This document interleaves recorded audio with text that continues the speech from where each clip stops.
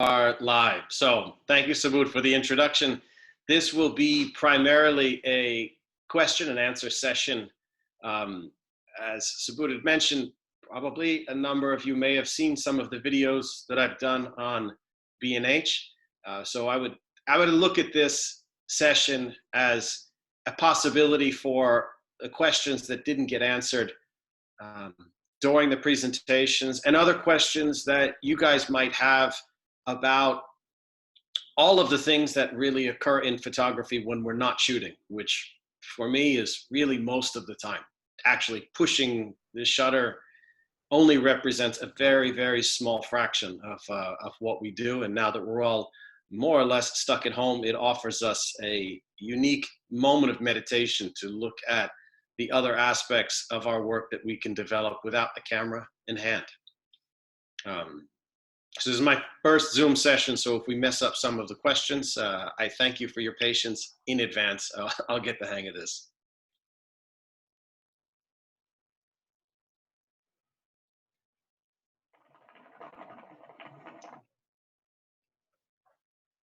Yes, Adam, everything's good. Okay, good. Wandering Soul, are you in with a question? No, he's just joined in. That's why he's just. Okay.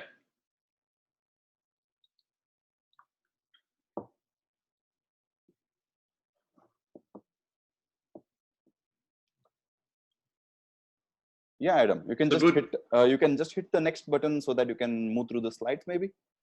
Oh, you want to run through this a bit? Yeah, we will ask the questions as and when we see, or we need to ask something to you. Oh, okay, yeah, because what I'm envisioning is that the presentations, I mean, all of them they're online. So I guess maybe as we go through them, what you can do is let me know if there are other questions that you guys have based on the difficulties or things that you're working on at the moment. This way, I'm not fully representing the lecture itself. Does that make sense? Absolutely, it makes sense. It makes sense. Okay. We'll come in as and when we need to ask a question to you. Okay. Yeah. Okay. So for anyone who hasn't seen this talk, one of the major questions that I would get from photo students coming on workshops, people wanting to study on one-on-ones, was they wanted to know, what do I read? What's my homework? Is there any like prerequisite that I can get started on in order to make more out of a workshop? And the difficulty that I had as someone hosting them was that I didn't really have any books to give people. Most of the books and the reading that I had done over the years in art school and after school, everything was written for artists. It was written for painters. It was written for draftsmen. And the photo world didn't really offer too many, it didn't offer too many options, which is not to say there aren't any good photo books, but for the most part, I didn't use photo books to learn how to take pictures. I used books on art. The odd thing about doing a presentation, especially for B&H, is that B&H is a big seller of equipment. And one thing that I noticed is that in the photo world, really different from the art world, is that people obsess over equipment.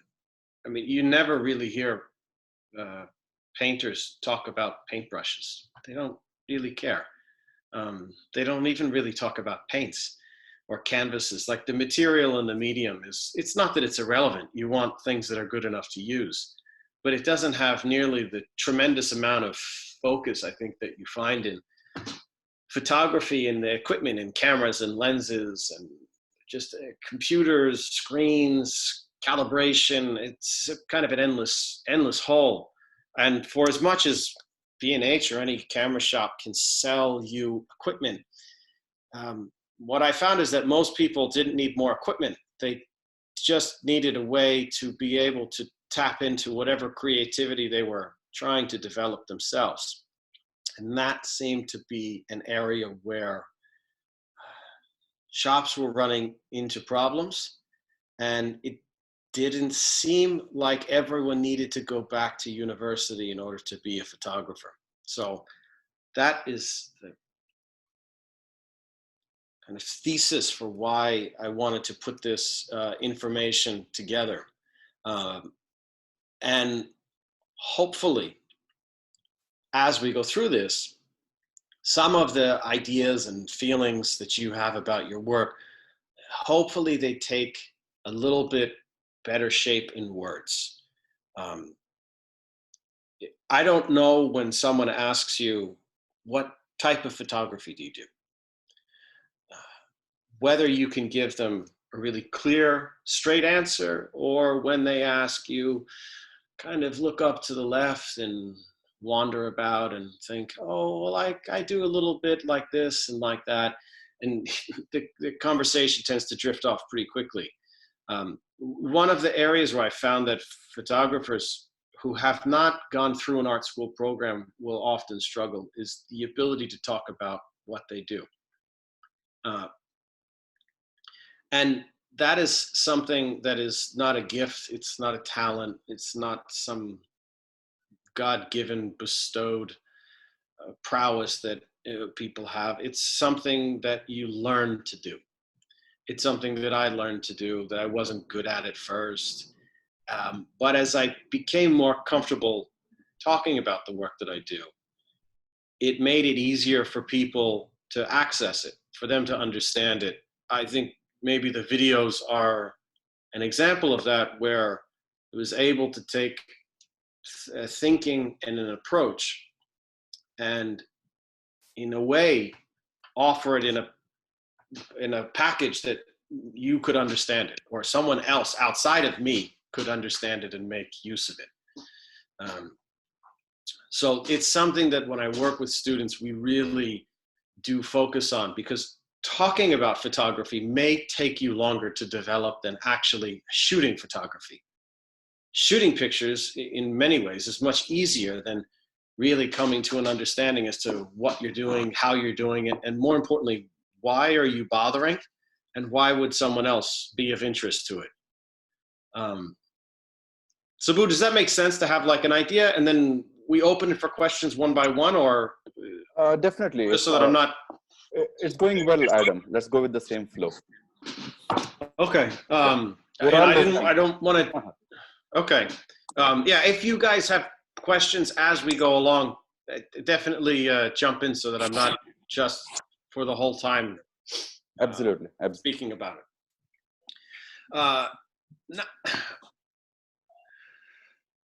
With the way that photography has developed in the last, we'll call it 10 years, I had started shooting on film. I learned on large format and medium format cameras. I didn't get into shooting with a Leica until really much, 8-ish years after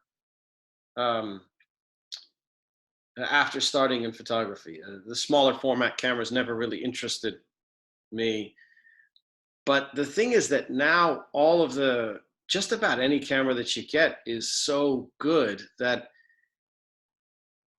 the thing that is usually preventing somebody from making interesting work at this point doesn't have anything to do with the equipment. The equipment is no longer relevant.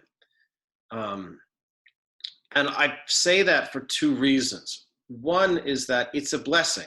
Now that the equipment is good enough, you don't have to really worry so much about the budget or the capacity, unless you're shooting something really specific. If you're doing microscopic photography, you're going to need some specialized equipment. If you're doing underwater photography, you'll need some special stuff. But if you've got just feet walking around a city, right now is the best time that it's ever been for being a photographer. The flip side of that is that it also has the greatest quantity of people doing it. So maybe standing out is a little bit more of a challenge. But I think it's helpful if we can put the equipment aside, because I can't tell you the amount of times that I had been out with a large format camera and had loaded film improperly, had not done exposures right, had only had 8 plates to shoot maybe. And like you go out and gosh, I would spend,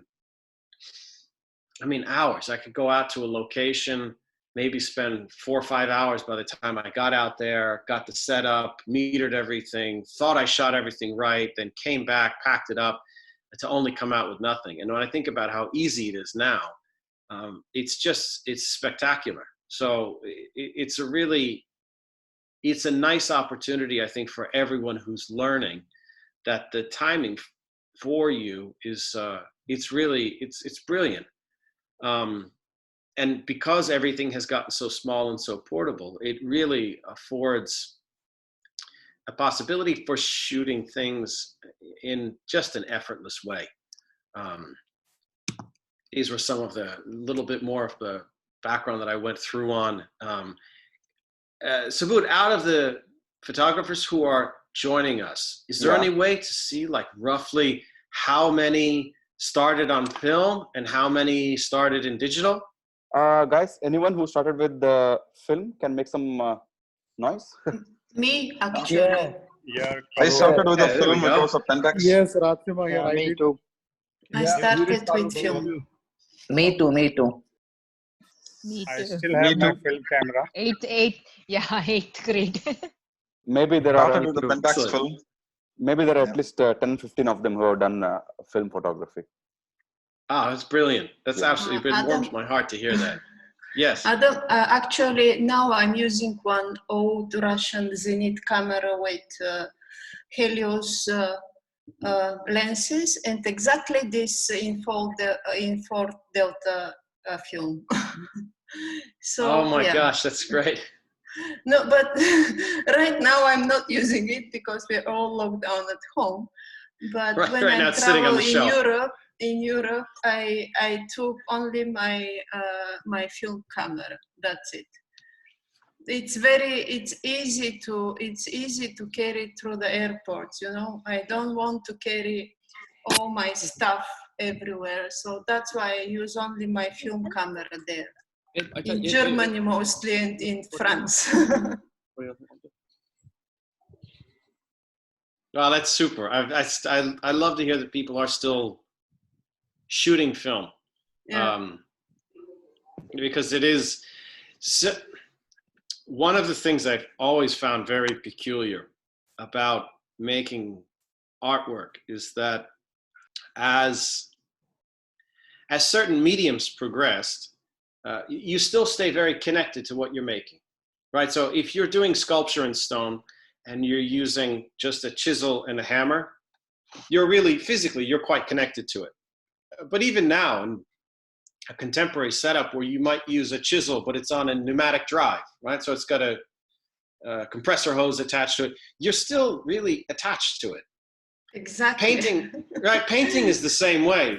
With photography, when we got away from film, so much of the physical aspects, which were already pretty limited in a camera anyway. I mean, a camera's really, it's a dial and buttons. That's it. It's not terribly rewarding. I think if it was, people would sit at home. You would sit at home with your camera and you would play with the camera because it's rewarding. It's not like a guitar. It's not a fun object to play, per se. But when it becomes digital, it even moves it further away from that process. And somehow, I cannot figure out how this happened. It is more difficult to make a physical photograph from an analog camera, right? There's more steps. You have, like, between the film and the processing and the printing. In terms of difficulty, you have to do more stuff to get from this film, from your Ilford, to a final print. But counterintuitively, when cameras went digital, less people make prints. They made the printing easier for photographs. And very often I will have students and they'll say, like, well, how many photographs have you made in the last year? And they'll say, well, I I shot 150,000 photos. I said, wait, how many photographs did you make?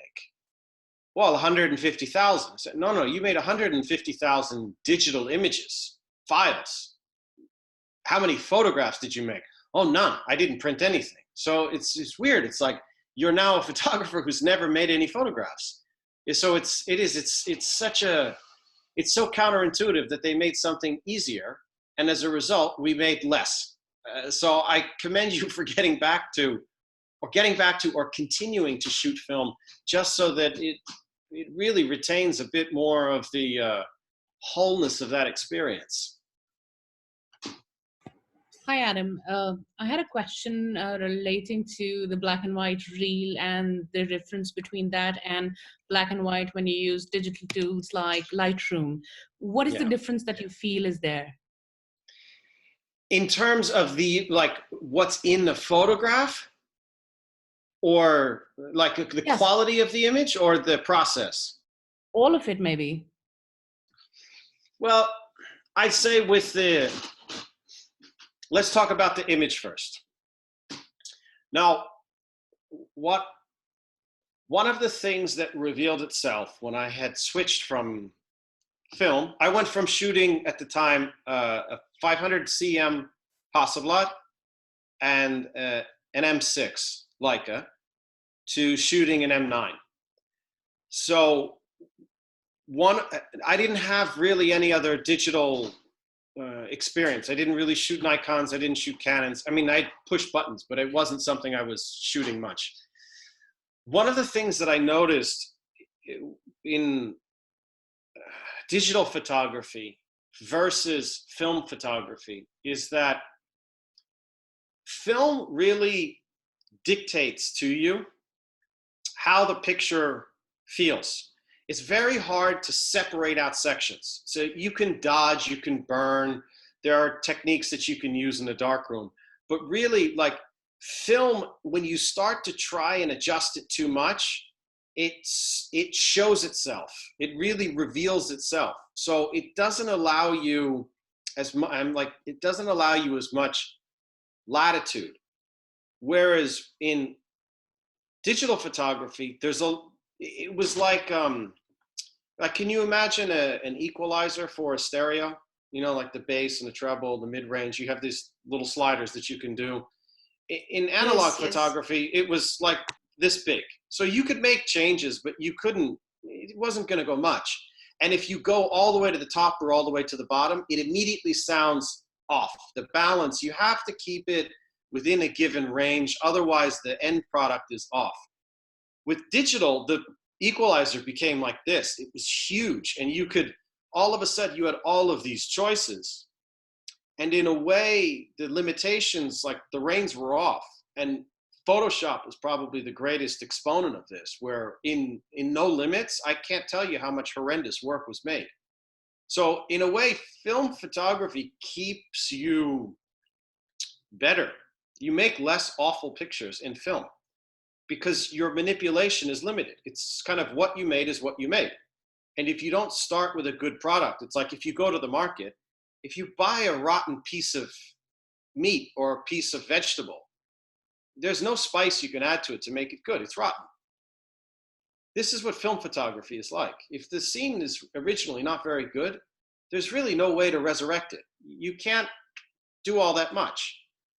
With digital photography, you can get food from like the garbage bin 2 weeks ago and somehow resurrect it and submit it to an award. It's a completely different monster. So I think as a learning technique, I've always found it's good to learn something in its analog form, that you understand how to do something without many of the features of technology, without any fancy gadgetry. And this will usually make for, in the long term, a more interesting photographer. I often use the example of Cézanne. He made paintings of apples. I mean, the subject matter is not much to speak of. It's paint and canvas. There's not all that much. And if you can do that, if you can do something use something not so sophisticated, and make something very interesting, then as your tools become more sophisticated, your work continues to grow this way. But if you're dependent on the medium itself to be interesting, most of the work ends up being a little boring, and it tends to be pretty repetitive. So that was one of the real big differences, I think, for me, that happened by accident. I didn't plan to shoot film first. I just happened to shoot film first. My age just allowed me to be at this real cusp where I finished university. I didn't have a mobile phone. I didn't own a computer until after school. I worked on like a borrowed one as a student. So I really was this like analog digital right at the cusp of it. And I'm grateful for it, because if you can discipline to learn with film, you will understand a lot more about digital and the way that pictures are made because of the limitations that you get with film. Does that make sense? Absolutely. Very well put. Thank you. I guess kind of continuing with your question forward, what happened with color was, I think, a different scenario, because digital, in a lot of ways, it helped color photography. Color photography really struggled in a strange way. Without having like a big art history lesson,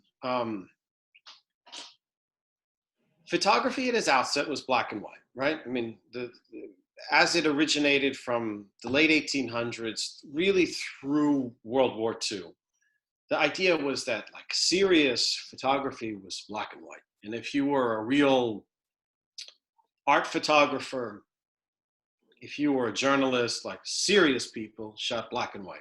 Color was for making pictures at your grandmother's birthday. It wasn't like a real serious thing. And two things really changed that. The first was the Museum of Modern Art's exhibition, heavily featuring William Eggleston, started to bring non-journalism up to a level of art. And I don't know that it necessarily earned its spot right away. It was more thrust into that position. But what it did is it got away from the strictness that was surrounding black and white and opened up a possibility of color.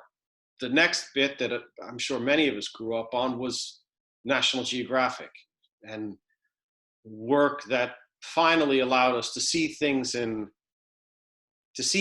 color. The problem with film photography in color is the color was dreadful. And I say it was dreadful, and what I mean by that is that everything had a terrible color cast.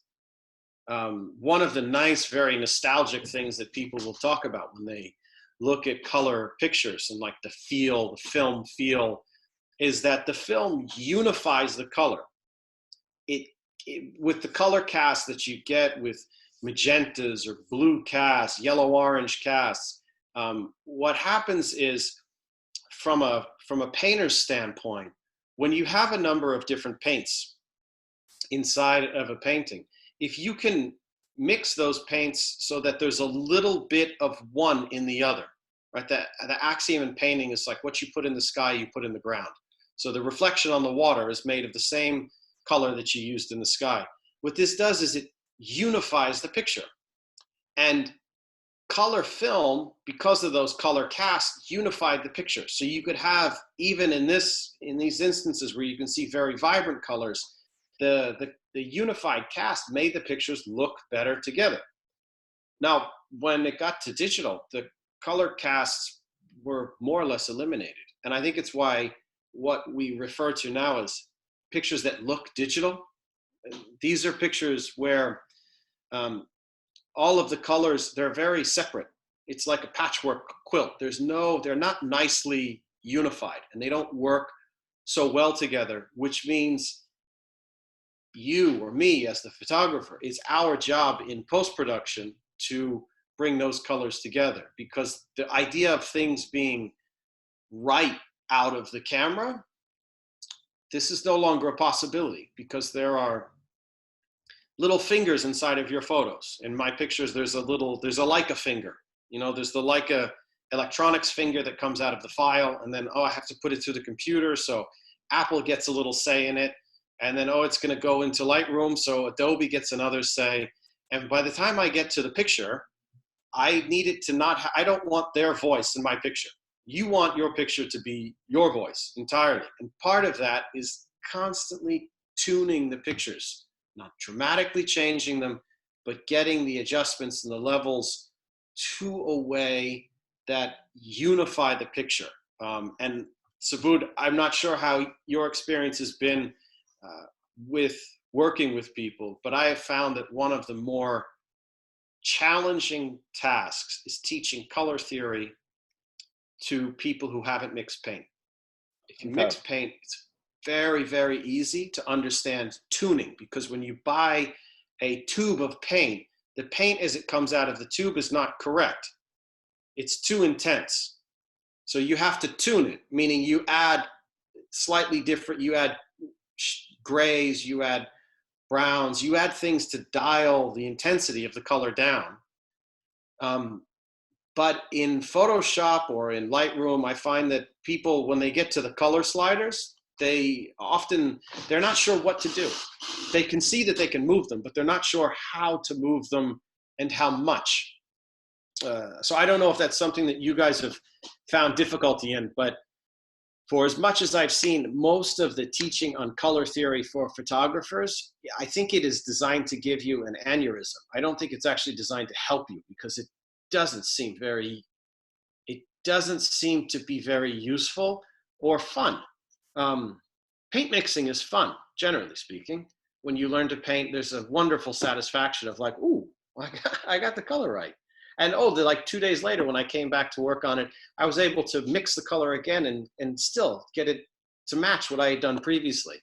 There's something that's enormously fulfilling in that. And when we look at something like a Kodachrome sheet of slides, Kodak figured that out, so that as you go from frame to frame, there's this consistency. But where it is now with digital, it's enormously challenging. And I find usually when I teach color theory to people, they're like sitting here so that we can work on it together. Because once you get it, it has a huge impact on the way that your pictures read in a nice but subtle way.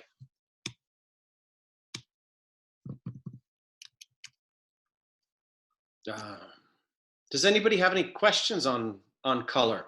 Hi, Adam, Kumar. Do you still shoot film, or you don't anymore? I have not shot film recently.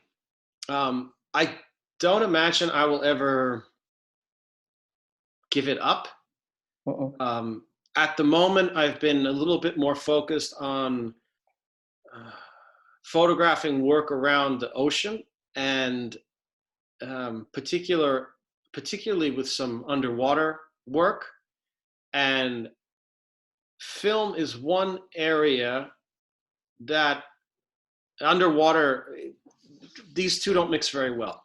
Okay. So Kumar, what I try to think about is each medium has a strength.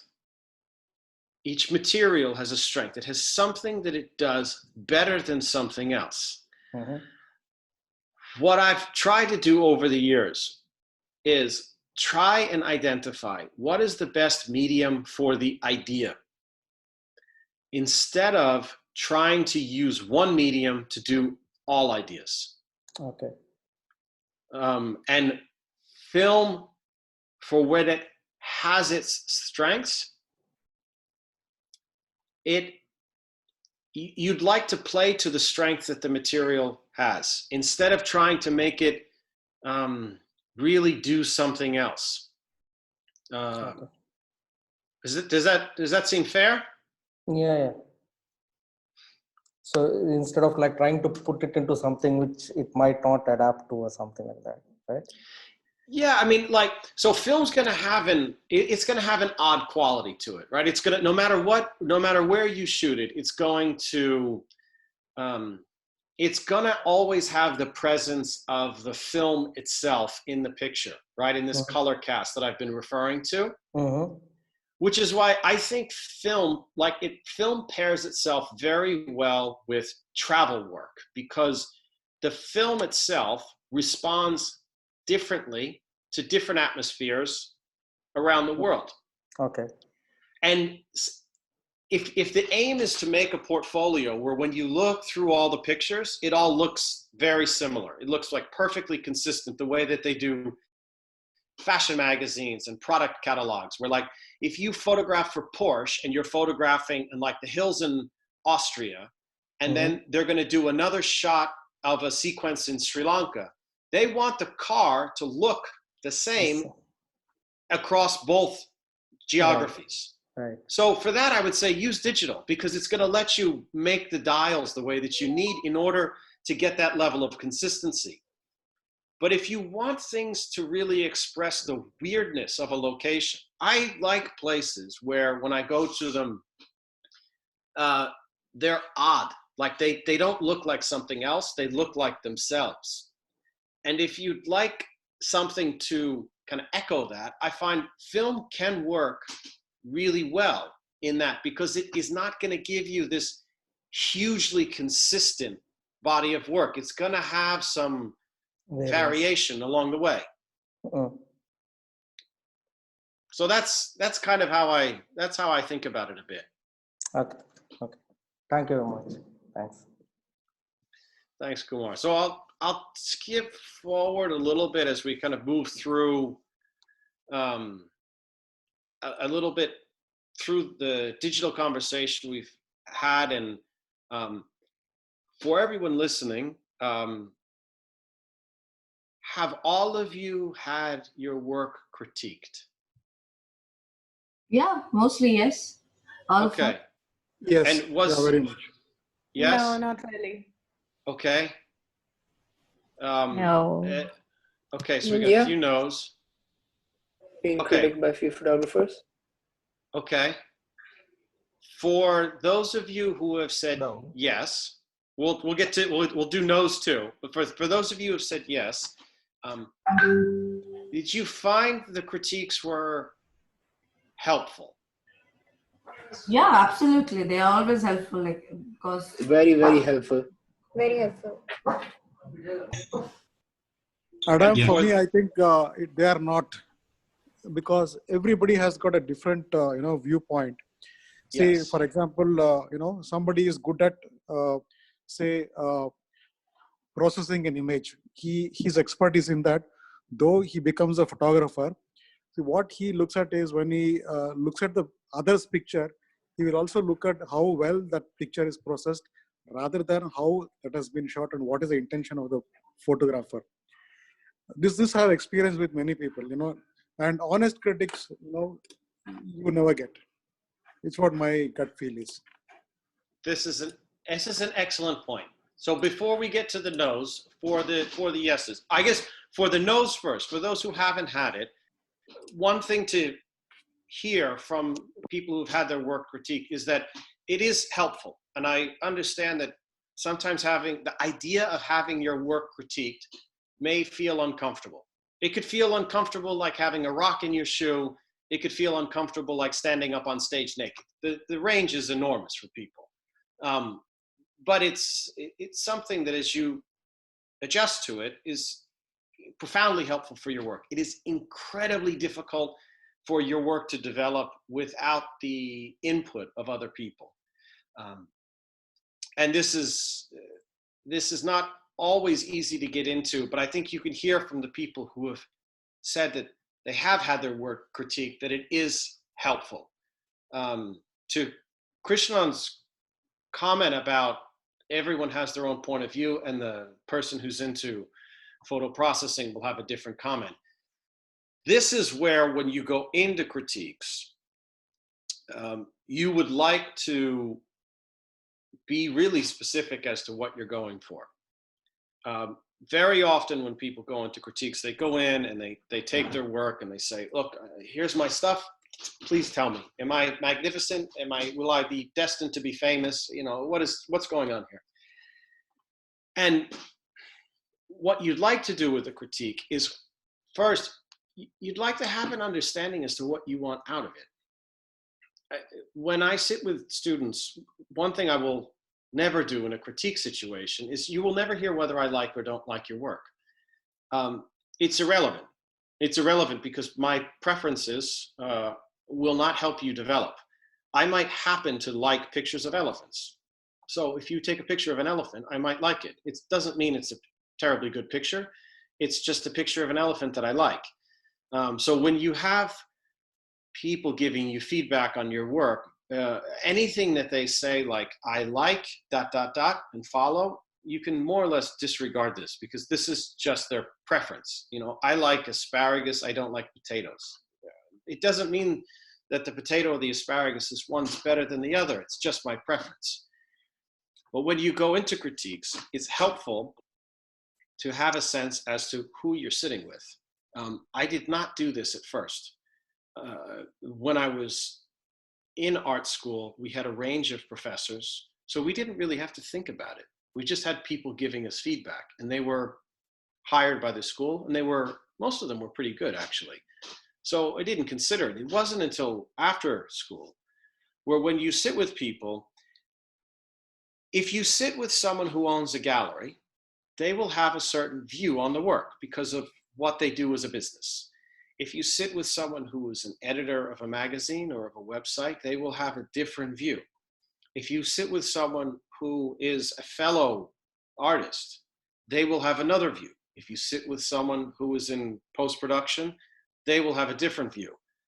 What you'd like is like one of each. You don't want the opinion to sort of rest on just one individual. You'd like to understand how different people see your work. Because what emerges is that you will have a view of your own production. Say, I made these pictures, I feel this way about them. Some people are very critical of themselves. They don't like anything they do. Other people love every moment of everything they've ever done. But these will change often over time. And your view and the other views don't often match up. I'm sure for anyone who's had a group critique, one of the things that you will find is that there's no consensus. It's very difficult to get a room full of people to look at your pictures and all agree upon anything about the picture, either the design criterion or the narrative or the story. There's no agreement. You put 10 creatives together, you're going to have 10 different viewpoints. So instead of going into critiques and just having like kind of no framework, it's helpful to strategically get things out of people which are their strengths. You know, when you talk to a curator, for example, they have a specific viewpoint. When I make projects for myself, I have a handful of people who I go to, and the people who I go to each have a different viewpoint. Sometimes they agree, but very often they don't. And it doesn't really matter because I want the gallerist viewpoint because of the way that they see the gallery world and the way they see the art world. I want the curator's viewpoint because of the way they look at art history and the way they look at bodies of work and how they interact with other bodies of work. You know, I have come to enjoy really a view from people who come from more of like a marketing or strategy background because they think of things in much more of a communication way. It's very different than the way that I was trained in art. And by taking in these things, you walk away with something very useful in usually a perspective I had not considered, that I get from them, that sitting in a room on my own, I could have never arrived at on my own. Does that make sense for those of you who've... I think like Rajasimha said, yes, it can be very subjective that one person may critique on editing, other person may critique on something else, but it's very important to take all of them and analyze, you know, at least not reject, but analyze. Maybe they are right. You know, we need to be very receptive of the critique that comes our way. That's what I feel. No, absolutely, I agree with that. It's at different points in your process, you need different feedback. the difficulty is often getting the right feedback at the wrong time. Yeah. So if you're just building a project for the first time, you don't need post-production feedback. You don't need someone talking to you about Lightroom. This is useless to you. You're trying to get like an idea together in your head and trying to get pictures to interact together. And to this, like, you don't need a commercial viewpoint on this. It's too early in the process. The woman who just spoke in for a second. Yeah, it was me. I said I completely agree what you say. Because it's more about what you pick up from the critic. And as a photographer, you need to be open to that. Because it will help you grow. It will help you grow your art. And normally we get our work critic by Subodh. So that's what Photowalk Dubai does. We always get our work reviewed by Subodh and many other photographers from around the group. And because we always post our work in Photowalk Dubai, and we always have this people commenting on our work, and it's important. It's really important. I like 100% agree with you on this. Yeah, really, and we can, if Subodh is open to it, I mean, we can do it in another session where we can, what I encourage you guys to do is, if we, say you present a body of work that say Subodh and I are going to talk about. What I encourage for you is, you tell me what you want out of the critique first. Let me know what you want feedback on. What parts are bugging you? What parts do you have questions about? And then we discuss it so that other people can hear it, because after you hear a number of critiques where the photographer walks away and takes something useful, you can also sit in other critiques or have other critiques where immediately you just realize this person is not going to help me. This is not the critique for me. Nothing against them, nothing against me. It's just not going to work. And then, you don't really have to pay too much mind to it. Speaking of critique, like Adam said, maybe if Adam has the time for us, we can do a critique session in the coming weeks. Oh, we'd love to. Yeah. Yeah, it'd be cool. Yeah, we'll definitely be open for that. I would announce it and collect the pictures, maybe 3 per person, or maybe 1 single picture per person, and we can run through a critique session. Yeah, That'll be great, sir. That'll be great. Well, it seems like we're all going to be home for a while, so. Yeah. Cannot wait for that. Yeah. Adam, this is Rajesh. I have a 2-part question, if I may. Okay. On the subject of critique, now, and I'm fully agreeing with what you say too, but assuming that one has received, let's say, the best possible critique or the most valid critique for one's works, at what point as an artist would you branch out of that critique to establish your own, let's call it, identity? And the second part of the question is, in specifically the artist's scenario, assuming that artists are somehow, lone ranger kind of thing and not a happy community or a group activity, how important or possibly even is a mentor in an artist's work and progress? So for the first one, two great questions. I think for the first one, how much you care about the critique and how much you branch out on your own. The trajectory that I've seen just about, how to say all, but just about any artist as they grow, is that in the beginning, feedback is very important. It gives us a parameter for which we work in. But over time, it starts to matter a lot less. And eventually, you tend to not really care about it at all, because you'll find that if you make work for 5 years, you will have people who will have liked the early work, you'll have people who like the work in the middle, and you'll have people who like the most recent work. And the ones who maybe like the most recent stuff don't like the early things, and vice versa. It becomes too much to follow. Eventually, you just realize, I'm not going to please everybody. I'm going to do my thing. There are going to be people who are going to enjoy it and people who are not.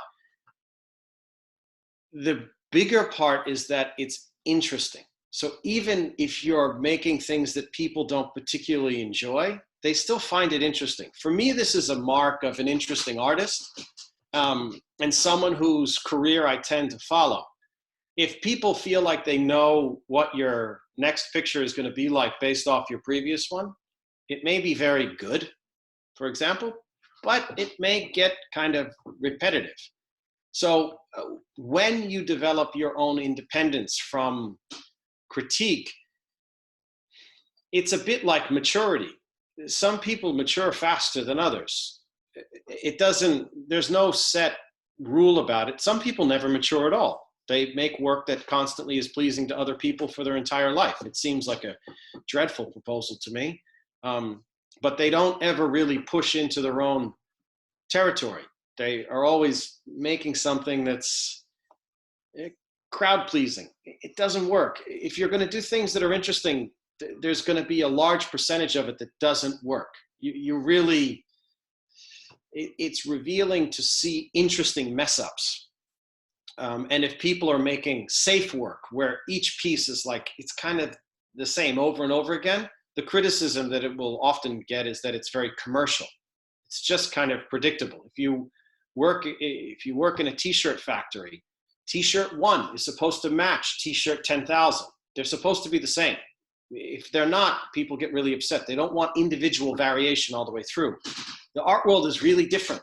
It wants individual variety the entire time through, but they will complain about all of it. So there's a part of you that just has to not listen, or just take it with a grain of salt. Take the feedback, see what it is, and then see what you want to do, because ultimately they don't make the work for you.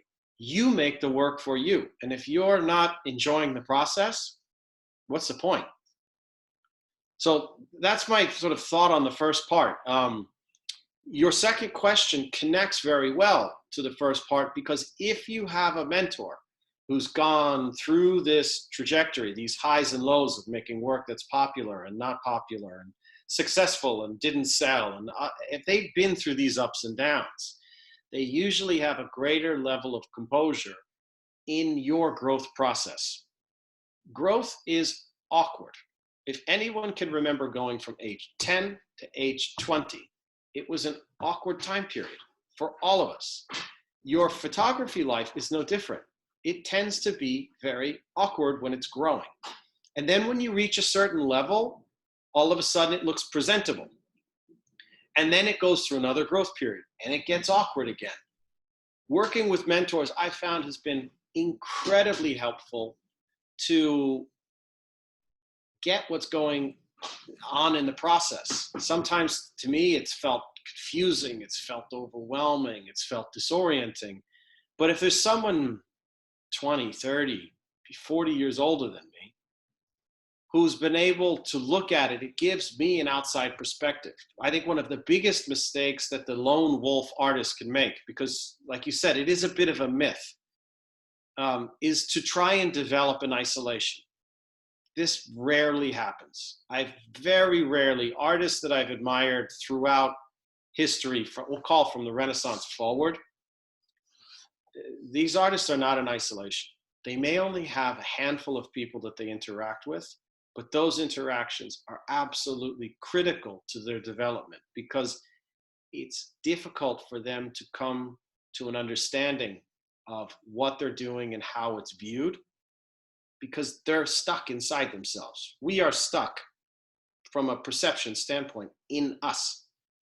And if we have someone outside of us who can give us some feedback on things that we are missing, things that we might develop further, the inclinations that we're like maybe moving toward, but we don't even recognize we're getting there yet. It's useful if you can take in that level of experience, because otherwise the alternative is it can take you an extremely long time to learn things. An example that stood out to me was there was an American artist, Donald Judd. He was an American minimalist, primarily a sculptor.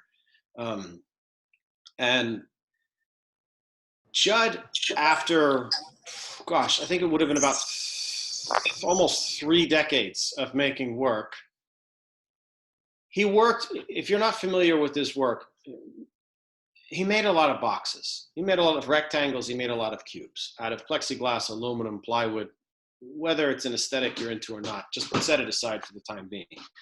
What he started to understand was that after years of sketching and drawing and manufacturing rectangles and cubes, he recognized that the free-handed proportions of the shapes that he would make more or less flushed out to the same proportions that someone like Vitruvius used. Now, the weird thing is, it took him nearly 30 years to come to a conclusion that could have been summarized on a single sheet of paper at the outset of it. Now, some people would say, yeah, but he came to those on his own, and it was really an interesting trajectory that he took. The funny thing to me is that it seems like if someone had just given him that at the beginning, if he had understood that at the outset, and he didn't spend his entire career reinventing the wheel, what interesting things might he have gotten to? And that to me is a question about what is the balance between how much information or education do you take in, and then what do you do with it afterwards? Because if you end up in a position where you're repeating something that's already known, if it's novel to you, it's usually just because you haven't heard it from somebody else. So the artists, even if they're seeming to work in isolation, they have to be aware as to what their other artists in community have done, because for people who get the references, they will identify it instantly. So a mentor is helpful, because if you look, I mean, like, I don't know, I got a bookshelf there with some, books on there.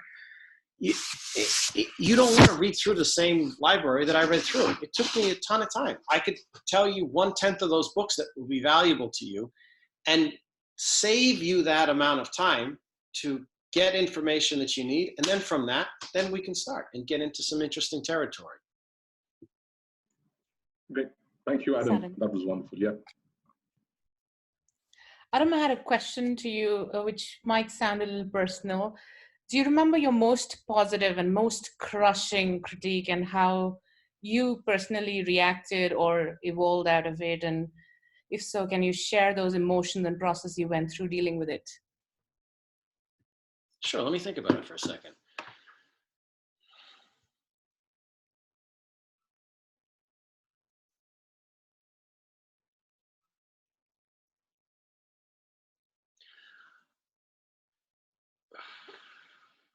There are 3 that are coming to mind. Both positive and negative, is it? Oh, they're all negative. They're all by the time I finished with it.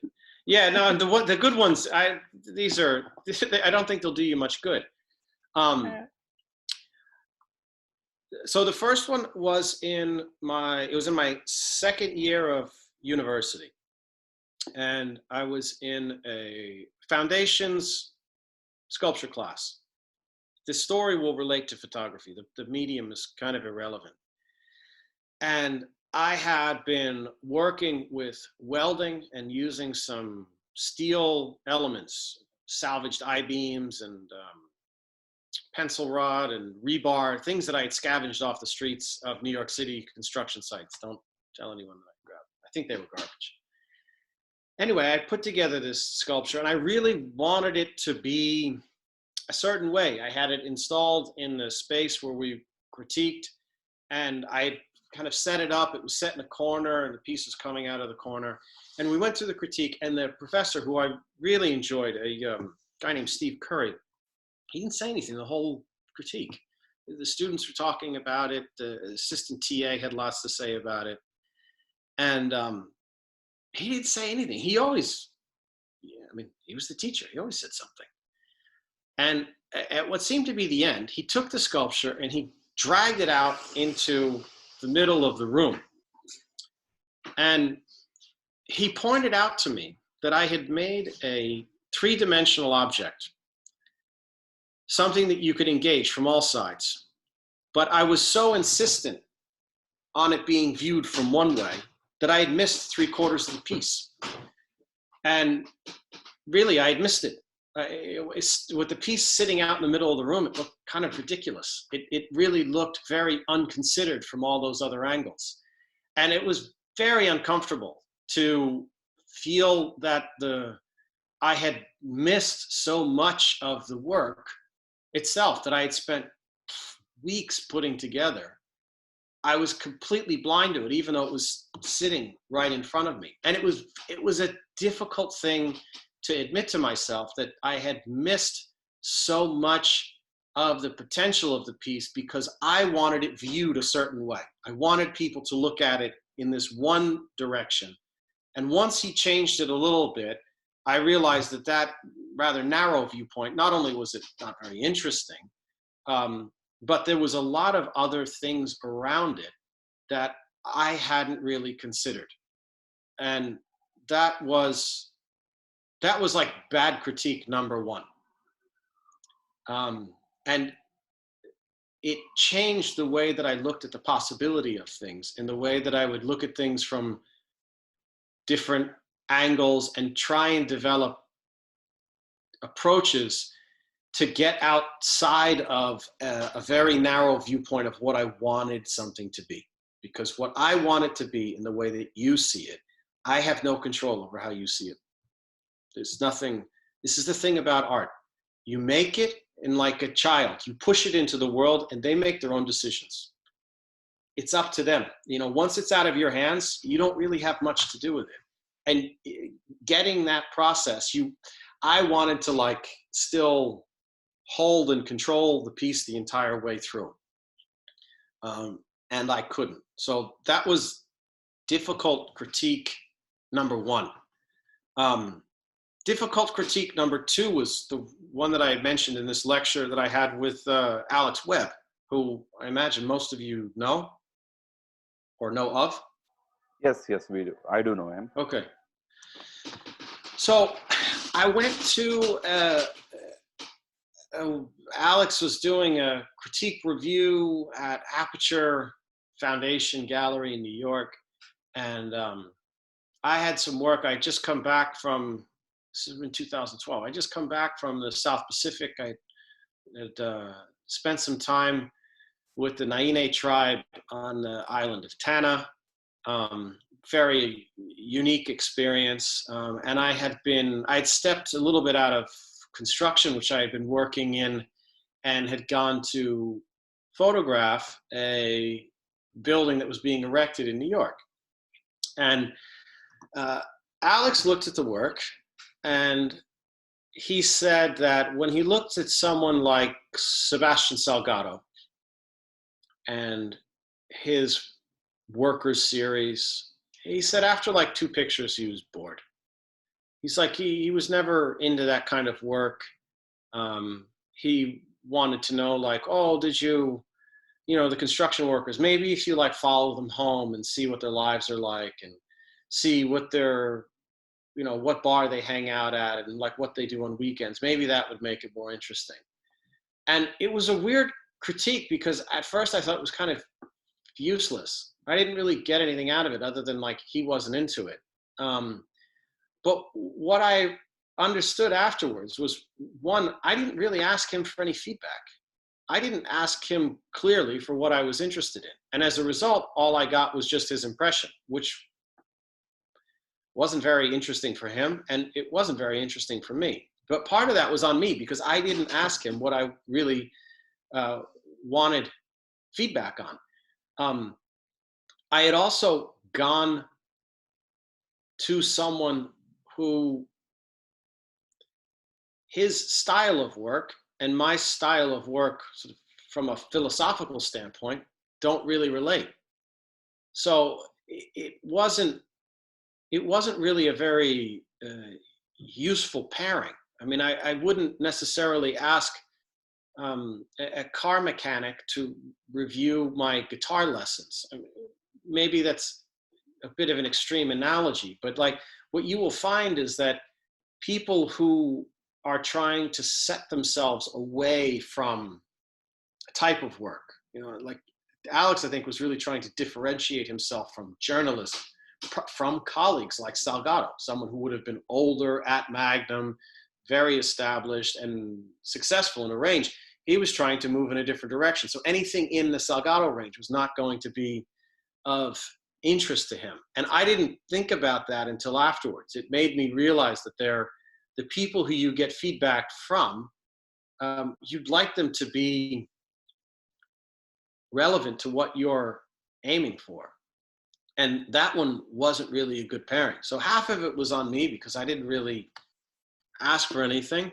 Well, actually, the other half was on me too, because I could have picked, I picked someone for feedback who was looking for something very different. So that was, at the time, I remember walking out of critique and feeling like it was a bit of a waste. But it really did teach me a very valuable lesson as to who I selected for critiques. So that was bad critique number 2. I think bad critique number 3 was from my drawing mentor, a guy named Myron Barnstone. And by the time I went to see Myron, I hadn't been doing any real dedicated drawing, really in a while. And I went to sit with him, and we went through some of the work that I was making. And it was, I would say at best, it was sloppy. I think I had gotten lazy in my consideration for elements inside of the picture and was very preoccupied with the content. And there were things inside of the frame where, he was pointing out in the picture, like, you missed that didn't need to be there. You forgot about that thing in the background. And initially I was saying, yeah, but that part I wasn't so interested in. And we kind of went back and forth. And I think ultimately he was correct in that whatever you put inside the frame, you have authorship over all of it. And the idea that, like, oh, I could only get this far, I could only get this close, there were outside conditions, none of these things really matter. If you're making a picture, you make the whole thing. If you make a painting, he said this to me, he goes, you make a painting, you put every brushstroke on that canvas. You made a conscious decision to do all of it. Why, in your photographs, are you doing anything differently? It's the same. You're making an image, you own the whole image. Do the whole image. And it was, I had understood that in that transition we talked about a little earlier, from film to digital, I had just gotten a bit lazy. And it really shifted things around for me. So none of those critiques I walk out and think like, wow, that was great. We are just off to the races here. They were all difficult because I had to confront something that I was doing that was,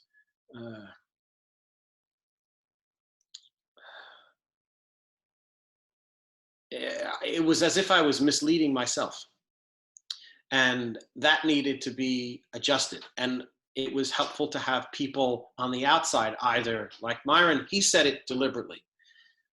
Alex is not deliberate. I'm sure if you ask him about the critique, I bet he doesn't even remember it. I don't think it registered. And Steve Curry, maybe he remembers the critique, maybe he doesn't. But it's the difficulty of those experiences stuck with me. And it allowed me to walk away with something that I could apply going forward. Is that all? Is that enough embarrassing stories for you? Yes. In fact, quite intriguing to know that one really acknowledges what happened and learns from it. So thank you so much for sharing that. You're welcome. Interesting question about the photo in the background. We see an Indian deity in the frame. Did you click it, or it's a poster? Where is this? Behind you. Oh, that. Yeah, the Indian deity, yes. The Lakshmi. No, that's from another photographer. She she had made a series where she recreated I would say maybe a dozen Indian deities, and she's Indian living in New York, and she had done a Kickstarter which I had contributed to. I thought it was a lovely idea, and she gave the prints as like sort of thank yous to it. So that's how she's up on the wall. She's gonna bring you good luck and a lot of money. Yeah, that's what she's a blessing in that way. But it's funny you bring that up, because it was when I went to India for the first time. I went. My girlfriend at the time, now fiance, she was headed there for a bit of an errand, and I tagged along. I had no plans, had no interest to go to India, and I went there for 3 days, and I didn't take a single picture. I left the camera in the hotel and just went about. We were in Chennai, and I took in the experience. And one of the things that struck me, one of the things that actually led me to guys like Vineet, was that I felt as if all of the pictures that I had ever seen of India were terribly misleading. I didn't find that the experience of being there was anything like any of the pictures that I had seen. And I took an interest in looking for photographers who were working from like the inside out. The Raghu Rai, the more known Indian photographers, they had a real Western bent to them. They had a real European kind of angle, which is not bad. But I think I've always had a fascination of people who bring a perspective that is distinct to their environment through the pictures, if that makes sense. Yes, it does. In fact, Subodh, you should invite him for the India photo tour now, whenever things open up. Sure, we will do that. Yeah. Hey, Adam, I have a question. Yeah. So do you ever ask yourself on why am I taking a photograph, or what do I hope to communicate to my audience? Constantly. It's a terrible experience, actually. I find it absolutely exhausting, but it is a necessary part of the process. Do you ask yourself that question? Sometimes. Have you ever come up with any interesting answers? I mean, I've started doing travel photography recently, like I would say from June itself, and I did my first travel photography trip with Photowalk Connect only in November. So, I mean, I wanted to show a different perspective, or my friends and like my audience in general, on how India looks, because like there are so many photographers, and generally, even if you see the media, they generally portray kind of the negative side of India. Mm-hmm. On about like the poorness, or like they generally do not go into the depth of the festivals or everything. And I find like Photowalk Connect is actually giving us an opportunity as well on exploring different places as well. So I just wanted to connect with my audience and let them explore India or different places and religions and cultures, etc., through my camera. One of the things that you can use as a test for yourself, you call it a test, you can call it a metric, is that when people look at your pictures, if you find them going like this, you're doing something worthwhile. And what I mean by that is that if you have a perspective, if you have a point of view that is unique, and it's clear enough that it allows someone to follow along with you, you are then bringing them to an understanding that they previously did not have. And if you can do that with your pictures, the communication, it comes through. It's a slightly different type of communication. It's not like communicating like a newspaper. It's a bit more like if you've ever been out in the countryside with someone who knows birds.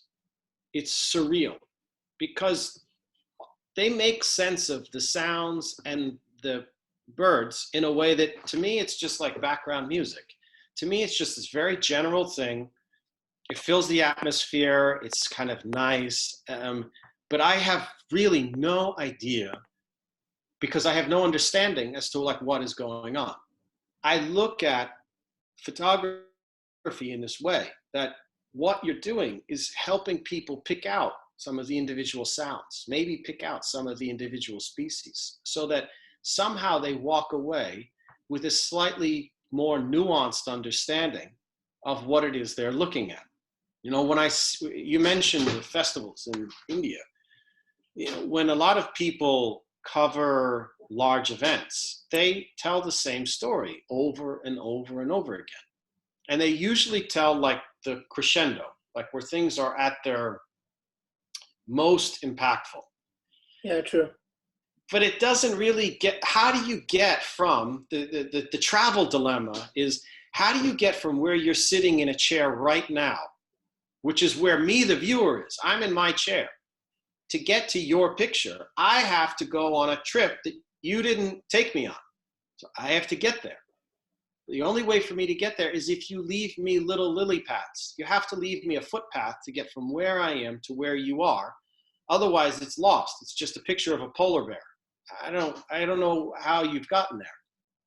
So when I think about, you know, why I'm making pictures, very often I'll have a simple question that is at the outset of it. For example, when I was spending a lot of time in Japan working with craftsmen, one of the questions I had was, how do you make something that lasts? How do you make something that lasts 1,000 years? How do you make something that lasts 500 years? I mean, in the US, if something's 200 years old, it's considered old. You go to Europe, 1,000 years old is like we're just getting warmed up. You go to India, I mean, 1,000 years barely registers. The timeline it's enormous. So I wanted to go to places where they had preserved things and things had survived somehow. Figure like, who's the person who makes it? Like, who's the lady who made this thing 1,500 years ago? How did she do this? And why is it around today? So in my work, I'm thinking about that the whole time, is that there is a bit of an idea that I'm trying to get at, so that if you're showing somebody a side of a festival in India, you'd like to show something that people either they don't know or they don't think they know. You don't want to meet their expectations. People, I imagine, I don't know, expectations about festivals in India. So like they're big, they're crowded, there's 1 million people on top of one another, and you find lots of strange looking characters. This part we kind of know. You know, like this we get.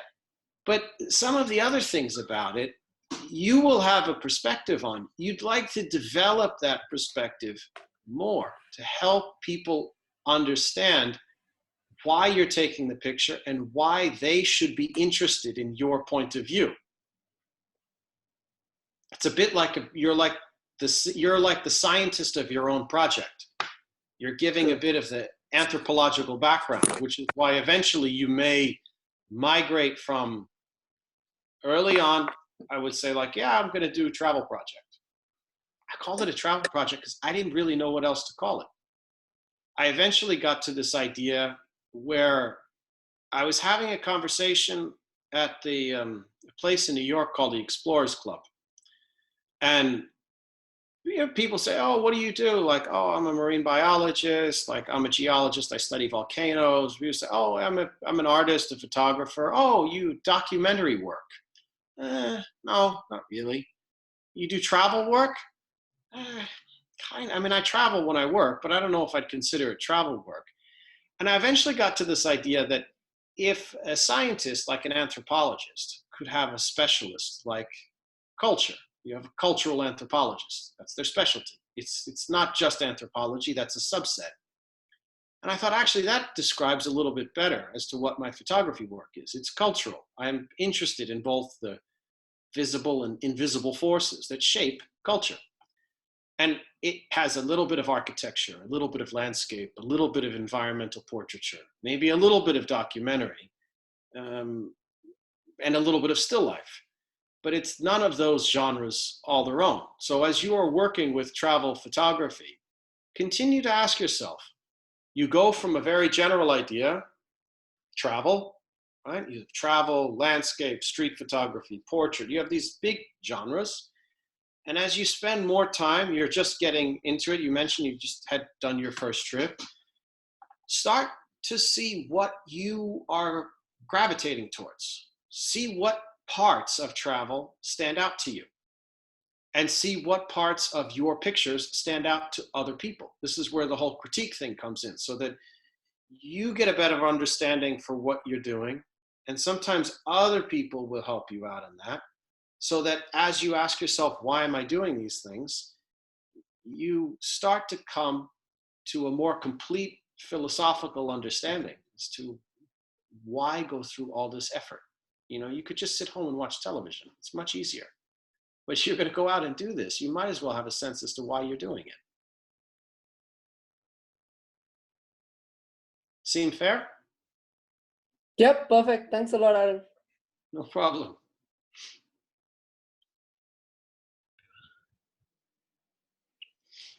Because I think that question, oh, go ahead. Yes, sorry.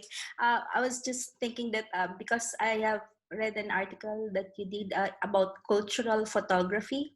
So is it in some ways that one you were just saying, and you were also saying about experience first before doing photography?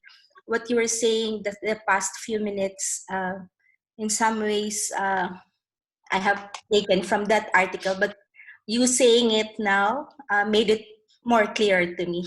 I'd just like to comment that. Thank you. Oh, yeah. These types of interactions, and going back to the artist as the lone wolf thing, is that along my own artistic development, I didn't grow up with artists. I don't know, Daisy, if you have artists around you, if you grow up with people who are professional artists or commercial artists. For me, I didn't. I didn't meet a professional artist until I was 20. And as a result, I didn't have a community of people. If growing up I wanted to be a lawyer, or I wanted to be a bank manager, or I wanted to work on Wall Street, these people, they were around me. I mean, I grew up in the suburbs around New York City. All of these people existed. If I wanted to be a house painter or a landscaper, I could go find someone who did this and say, oh, how do you go about doing this? With art, I didn't have this. So my art friends were books. I read art biographies. I read about artists who had gone, like every artist, from being just a person to becoming an artist. There's this transition. I mean, no one likes to think about like Michelangelo before he was famous. I mean, what was he like when he was an unemployed, useless sap living at home off of his father's money? Nobody thinks about him like this, but this is what he was. This is how he grew up. And at a point, any good artist was not a good artist. And to me, this transition between when you were an artist and when you were not an artist, how does this happen, is something that for the most part, I learned through reading biographies of artists, reading their letters, reading stories about them. Some artists write. You know, Van Gogh wrote. He wrote letters to Theo. The collection of 3 volumes that he wrote between him and his brother is something, look, I'd say everyone should read it. It's a lot of reading. Most people are not going to read it. It's probably, I've got it on the shelf over there. I don't know, 2,000 pages? Most people are not going to read this. But the interesting thing is, if you could, or if you sat down to do it, what you will notice is at the start of the book, volume 1, I mean, volume 1 is this big. He's not an artist. He doesn't even draw. He's just Vincent. He's Vincent, the unemployable guy in the family who they don't know what to do with. In book 2, he starts to make a transition and an interest in art where he says like, all right, after not having worked well at Uncle's Gallery, not being able to hold down a job, he couldn't pass his Latin and Greek studies to become a preacher. Everything else was not working. And there's this interesting moment where he doesn't flick and become an artist overnight. It's more like a slow fade. And it's something that over time, through his interest in art that he looked at, artists that he knew of, and a few that he had met, he started to kind of fade in. And all of a sudden, like one day he was no longer Vincent the unemployable child. He was Vincent the artist. But that transition to a lot of people is unknown. So if you read something that I wrote, and something about cultural photography makes it clear, you want to use that. You want to, in the same way that when people go through academia, they said, oh, I was a student of blah, blah, blah. Like it helps people understand your sort of educational lineage. You don't have to go to a university to do it. But artists, they all pass through one another. If you have an artist that you like, see which artist influenced them. Read about them. Read about the original material. Read about the source material that made the artist that you enjoy. And you'll see how they grew up from a number of influences to which most of them felt terribly inferior. The regular arrangement. Take somebody like Cartier-Bresson. He had all of the artists that he admired enormously. And he was little Henri. He was this little kid with a camera like nobody really took seriously. And he had this fascination with real artists, painters, artists like Picasso, artists like Cézanne. I mean, people who would become giants of the art world. These are the people who were influential to him. If you want to understand more about how he became an artist, you don't study him. You study the people who he grew up with, and that will be of greater use in revealing how you transition from one to the other. Does that make sense, Daisy? Yes, it does. Thank you. Hi, Adam. Hello. I have a question regarding the cultural anthropology bit you mentioned, you were talking about. And it seems that your tribal work with Tana or Naine must have incorporated ethnographical element and cultural anthropology. I would want to understand what background, I mean, how did you prepare yourself for that? And once you were there, how did you kind of incorporate the understanding of people in your pictures? It was preparation. I tried to do as much research as I could in advance, of which Vanuatu as a location and Tana specifically, there are only a handful of academic books that I could locate. I mean, a handful, less than half a dozen. It's not been a terribly significant place, at least in the libraries and how they reflect them. There have been a few other people who were involved with the foundation who sent me out there, and I'd spoken to them at length. For the preparation for it was about 8 months in total between all the logistical planning. I found that almost all of it was about useless by the time I got out there. My experience of the people, of the Tanese on the island, was very different from the sensational stories that I had read about them. Tana, I'm not sure if you're familiar with it, but it's known for the cargo cults. And the cargo cults are really only a small section of the island and the belief system. The Tanese, the Naine, are not a cargo cult tribe. So getting out there and spending time with them, it seemed like most of the things that people told me about them, I wasn't finding matched up in experience. And it seemed to me that the gap between what I had understood from people who would relate stories was so great from what I was experiencing that I kind of just dropped thinking about things through that lens, and then just started to more or less spend time with the people there to get a sense of what they did, what daily life was like, what their interests were like, what their perspectives were like, because they were very different than how they had been portrayed. And things like the news were really unreliable. I'll give you an example. Just before I had gone, there was a big typhoon that had whipped through the region. And they said that the crops were damaged. It was going to be like 30 years to get the island back to where it needed to be. When I showed up, which was in August, in their colder months, I had asked, like, what was the effect? And the guys on the island were like, you broke a few buildings fall over. But like the news headlines were like, the country is in disrepair. There's no hope for them. It's going to take them 30 years to rebuild. And when I got there, the perception of it was really different. So, I mean, it taught me this lesson that in engaging culturally, step one is just go. Just go and spend some time and see what the experience is like first. And the people will reveal aspects of their life that, for whatever reason, they don't make it into books. They don't make it into resources.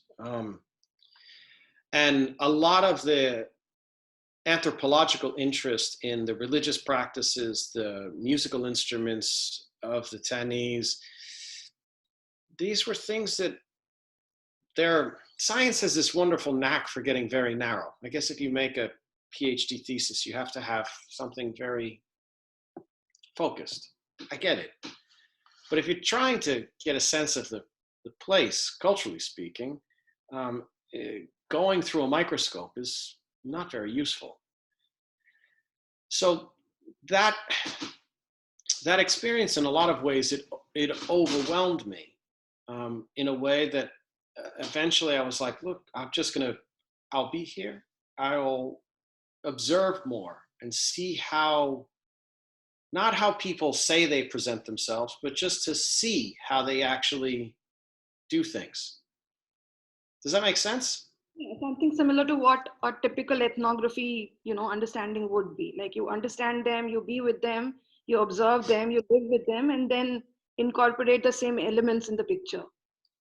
To some extent. It's, I guess, the area where maybe I diverge a little bit from an ethnographer is that when I make a project, I've developed this process where I write things out to help clear my head and figure out what I'm doing.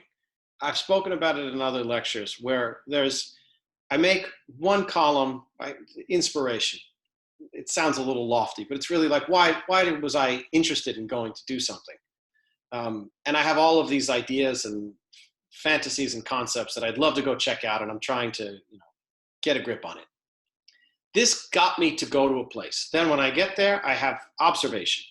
In the observation, these are all of the things that I could not have read in a book. I couldn't have watched in a film. These are things that I had to experience first person to start to get how these things interlock in reality. From what I understand, the observation part, this is where documentary work lives. This is where journalism lives. This is probably where a portion of some scientific work lives. This is in the realm of the objective.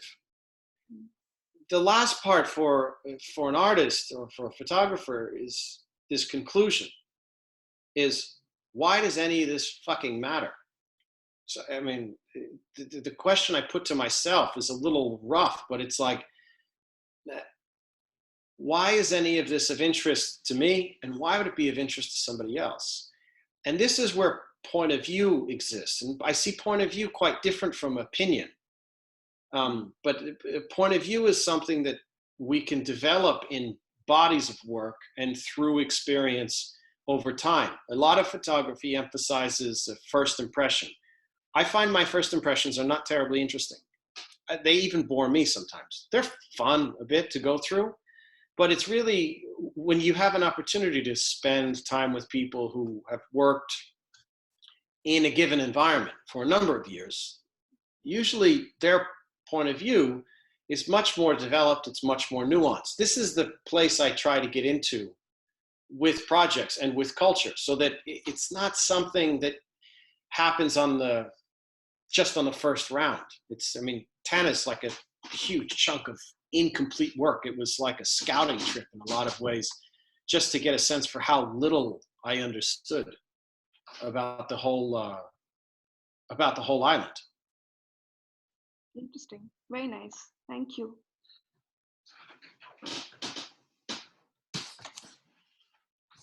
I have a question for you, Adam. Do you sometimes feel that your passion for photography kind of hijacks your personal vacations and family time? And, you're there for the photo more than to breathe in a memory or maybe make a memory in the head than in print, really. Does it happen to you? I mean, it used to happen a lot more.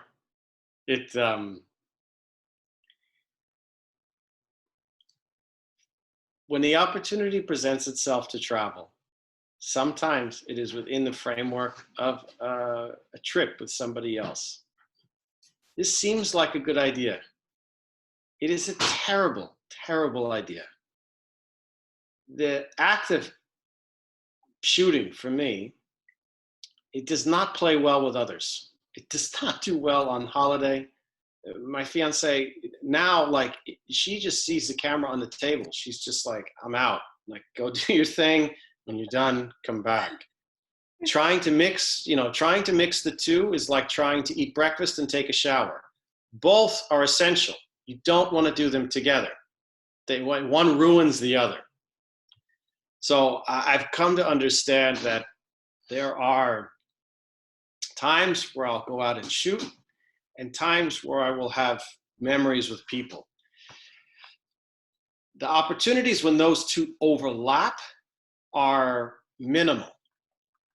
They really are very small. I see a lot of people just get their families twisted into a bunch because what they're trying to do is they're trying to do two things at the same time, and they don't really work very well. I mean, not that photography would always be looked at as work, but you don't take your family to work, really. I mean, I guess unless it's a family business. They don't mix well because photography, it needs time on its own. And I've never found a way around that. I've never found a way to make photography just this thing that you could easily slot into a trip. Usually if you have a camera on a trip and people are with you, at best you annoy them. At worst, they kind of want to kill you. So you proceed at your own peril. And does your fiance let you shoot? Yeah, she does. She lets me shoot. It's like, the nice thing is that most of the shooting will happen at hours when people are eating dinner or eating breakfast.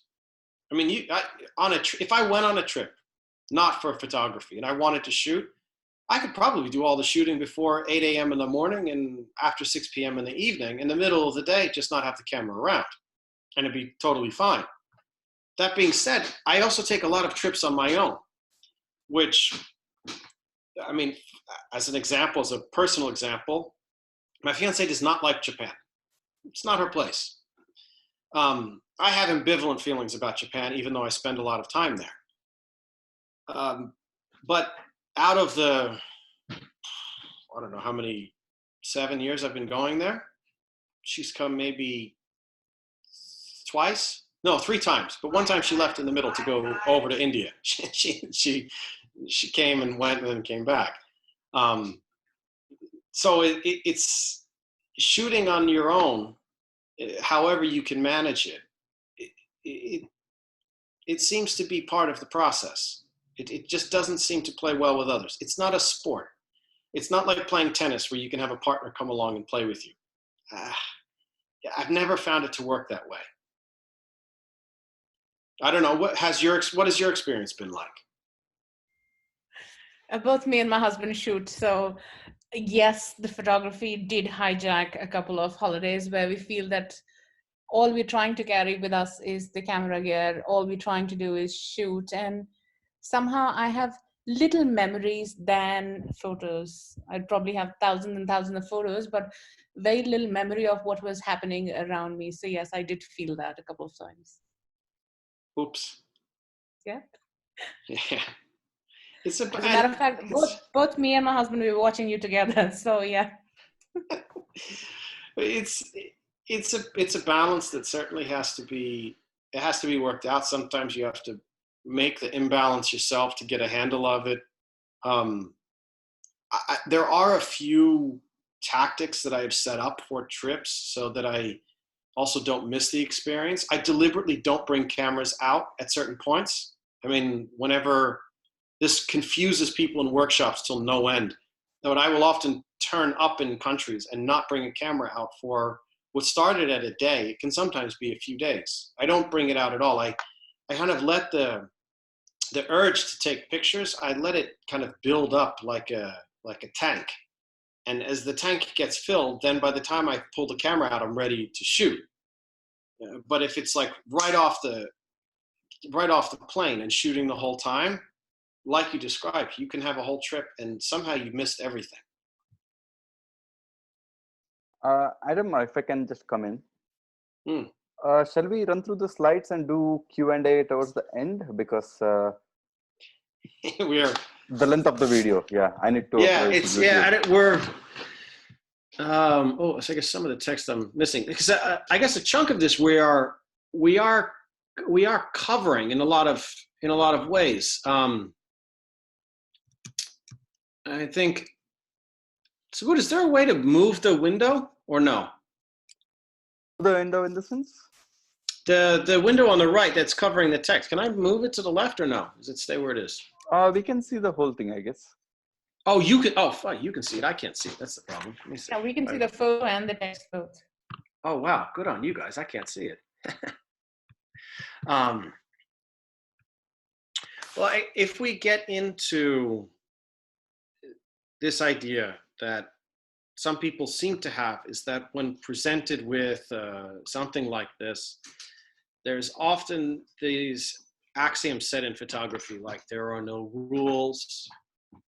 Rules are made to be broken. You guys have heard these things? Yes, of course. Yeah. Okay. Always.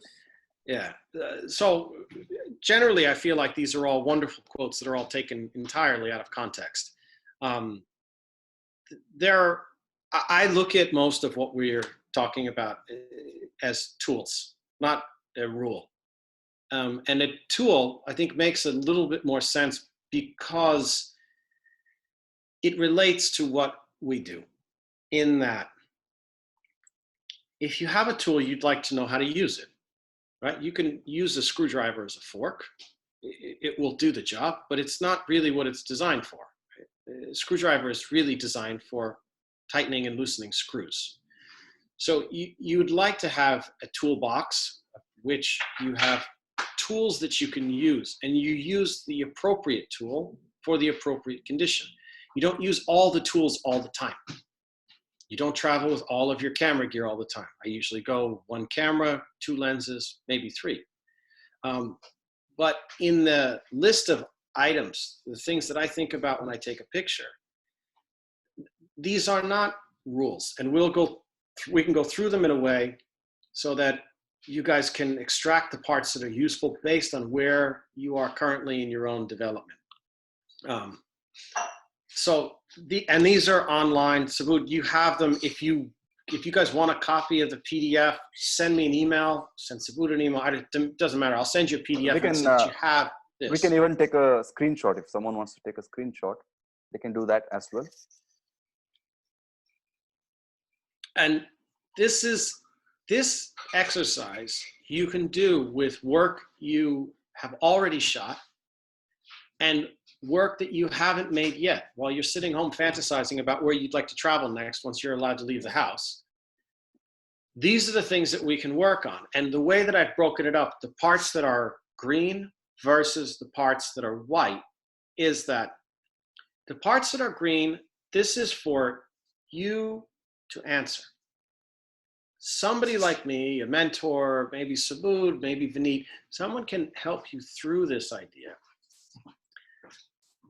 But ultimately, I can't answer these questions for you, right? What do you want to see? What do you want to shoot? I can't tell you what it is you want to shoot. You have to answer that one yourself.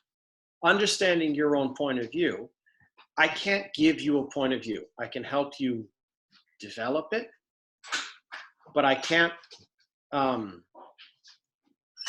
make one for you. So I split it up in here that the point of view, this is you.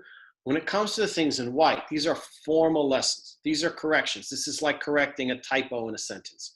I can help anybody with this. This is something we can go through very quickly. But then once we get through that and we get back to content, this is something that you will have to work on in conjunction with people who are helping you with critiques, people who are mentors, friends, colleagues, other people.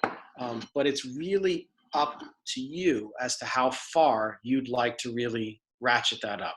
So when you look at this bit, focus on the parts in green now, I think, because these are things you have to think about. These are not so easy to come to. This is not like a quick answer. And going off of one of the examples that we talked about earlier with travel photography, this is this idea of taking an interest. You know, in order to develop a point of view on something, you're going to start with interest. My recommendation, not being someone who loved writing very much, is start with a list. Keep a little notebook. I have tons of little notebooks that I keep around, little tiny field notes notebooks to larger ones that, you know, I travel with, I keep at the studio, just to keep track of things as they're developing in my head, especially in their early phases. It's like you get a lot of disconnected ideas. You want to just kind of put them in one place so that you can start to see them a bit. And take those interests, whether it's, if it's something like travel, you start to list out, well, what is it about travel that's interesting? What are the parts of it that really stand out to you? And start to write those things down. And these things, like I said, you can do it now because you don't need a camera. This actually, you will make more interesting pictures the more work you do without a camera than someone who is totally adept at a camera. Someone who's adept at a camera is like a technician. I tend to find it's very boring because this type of stuff, this has nothing to do with the camera. This is a philosophical problem. And as you go through them, you start to ask yourself, you know, when you look at things, if you travel, for example, what is it that you're looking for? What do you want to see? What are the things that you're curious about? What are the things that have gotten you and your partner to go take a trip or decided for you to like set out and go cover a festival? Why is this interesting? What are the things that you are trying to seek out? And this, to build on that, where do you find it? Oftentimes students will describe things to me and they'll say, you know, that they're into, you know, pick anything. And they're trying to find it in a place that's not very image rich for that subject matter. You know, my recommendation is to go to a place, if you can, that has a higher concentration of the things that you're trying to shoot. I mean, if you're going to Brazil to look for polar bears, you might find one in a zoo, but there aren't many. You're in the wrong spot. So if you know what you're looking for, instead of just blindly going out and picking places. Photo has this weird knack of picking spots around the world. Everyone for a while, they wanted to go to Cuba, they wanted to go to Iceland, they wanted to go to Burma. I don't know, it seemed like everyone was doing these trips. In the middle, there was always people wanting to go on safari, which I never was personally very attracted to. But they'd say, I want to go to these places. Oh, I really want to go to Cuba. Why? Oh, I want to go to it before it changes. Things are constantly changing. This is a stupid answer. I mean, it really, it's made a lot of pictures of shiny cars with rusty backgrounds. I found very, very little interesting photography coming out of people going and visiting Cuba, because I don't think there's much other than this weird nostalgia of these old objects and places. I've not found it to be terribly interesting. The Northern Lights are an interesting phenomenon, I guess. But how many pictures I've looked at that all look perfectly the same? I think they look the same because of the lack of development on the part of the photographer. So you kind of get yourself to an image-rich environment and then really pose these tougher questions to yourself. Imagine that your picture doesn't matter. Imagine up front that it is not important. It will lead you to more interesting conclusions if you have to start to ask yourself, really, why is this important? Why would anyone be interested in this? Why would this be something that someone should take really any interest in? Because sometimes you'll find that you take pictures for yourself, they're only interesting to you. I mean, these two pictures here, they're interesting to me. They're not much in the way of picture. They don't give us anything more about the ruins than we already knew. And sometimes you'll have trips or projects that the developmental shots they're just that. They're just a piece of the development. And they may start you off on a path, so they're a necessary part of the process, but they're not the thing itself, and that's okay. But as you start to ask yourself these questions, when you go to places, why does it matter? I have never found someone who has asked themselves this in earnest, like really put the question to themselves. They always get to at least a reasonably interesting answer. Always. I've never known someone who's worked at this and then come away with nothing. It always leads to something. And as you go through it, there we are with a little bit less hair. As you go through it and you find the things that are interesting, what will stand out are the things that make it distinct, the things that make it unique, the things that make that experience specific to just that place.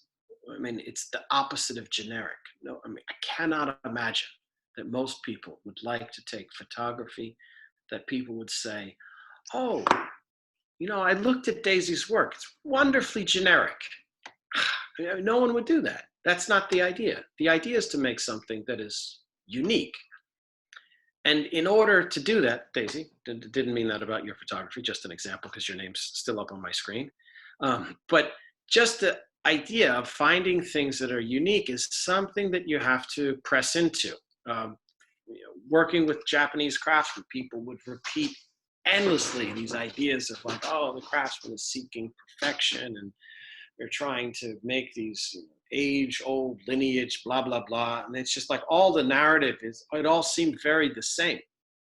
And having spent a number of years making things myself, my idea was to not approach them as a journalist, as a photographer. My thing was I could approach them as a colleague. I mean, I've worked commissioning and building things for people now for the better part of 20 years. So I wasn't coming as an outsider, I was coming as an insider. Use your inside angle. I think a lot of people have a huge resource available, either in their location or something about themselves, their life experience, that they want to set aside and not actually use. I mean, I believe that there is a reason there are no prodigy photographers. There's no such thing as a 5-year-old making amazing pictures. It doesn't exist.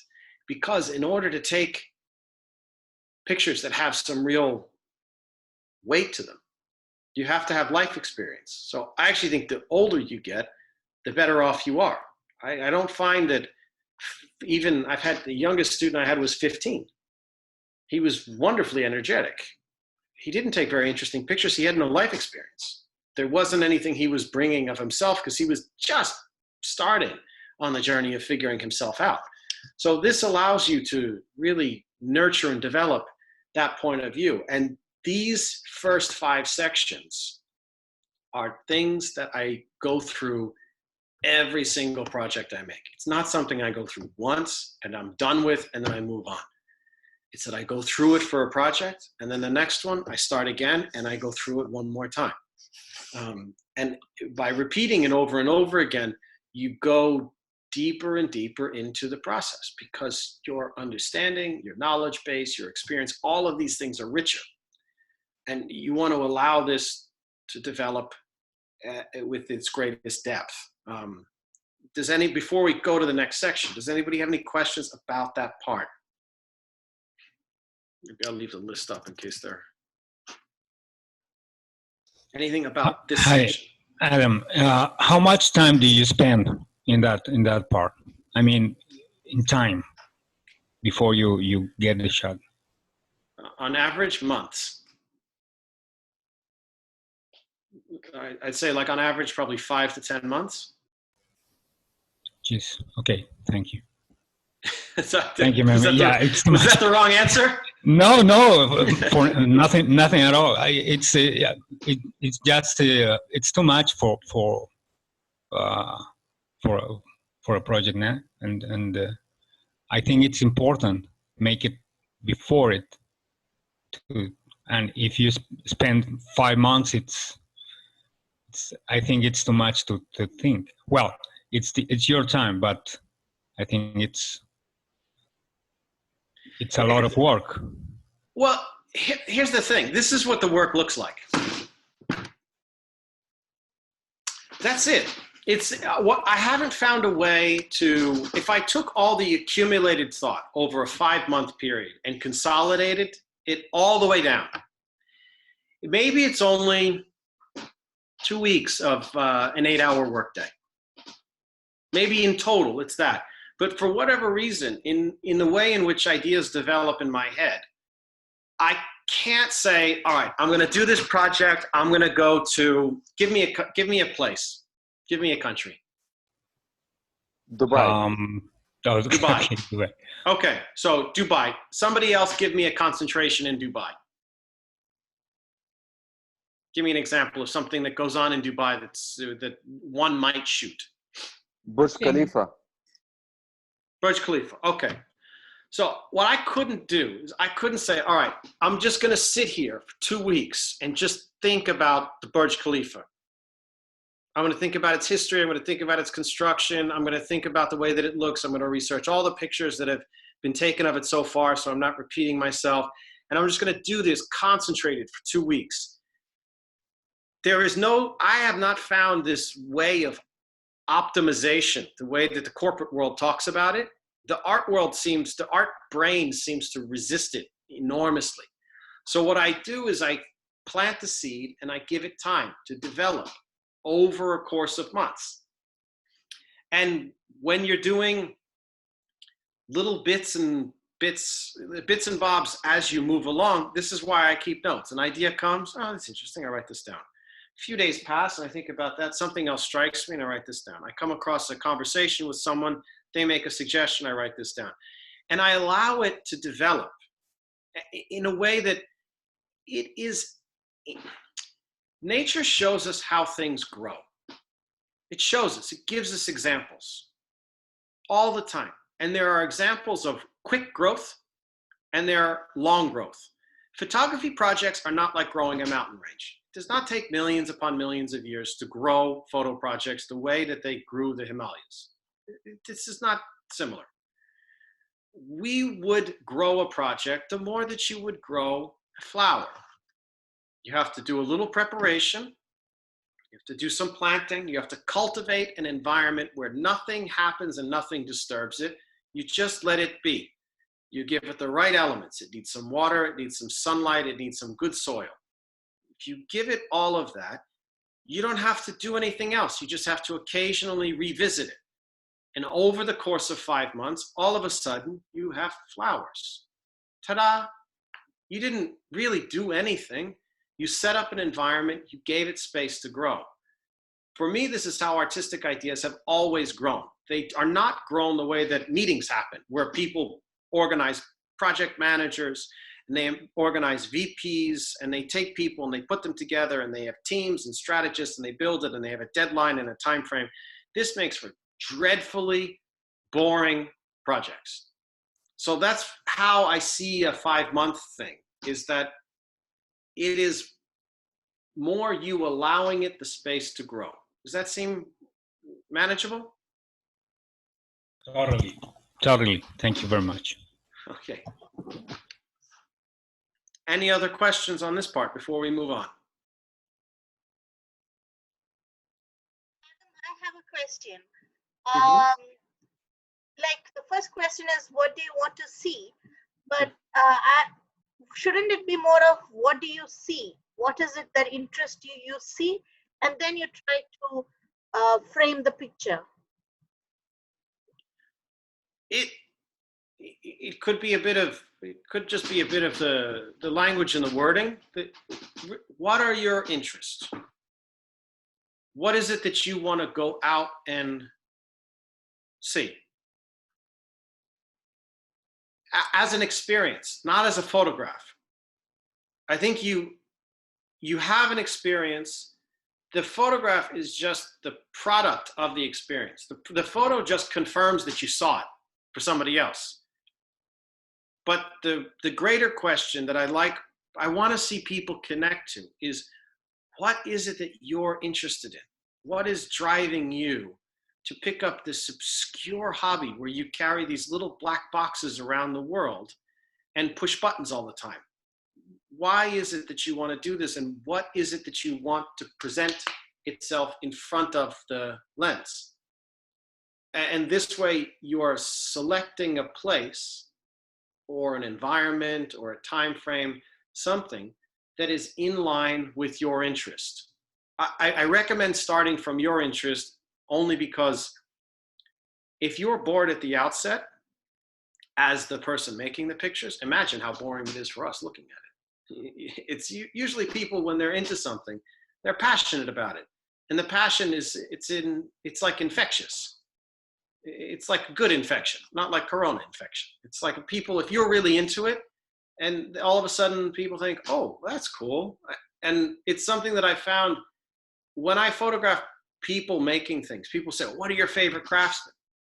Generally speaking, at this point, I don't care. I don't care what you're into it. I just care that you're really into it. You can be into making model trains. You can be into making satellites. It's just your interest in it. If your interest is really profound, then I tend to find that the pictures that follow carry that interest all the way through. Does it make sense? Yes. You sounded half convinced. Maybe I didn't answer. Yeah, I mean, I'm half convinced, but I still don't get it fully. Sorry. Here's an option. What's something that you're interested in? I'm interested in people and their emotions. What about their emotions is interesting to you?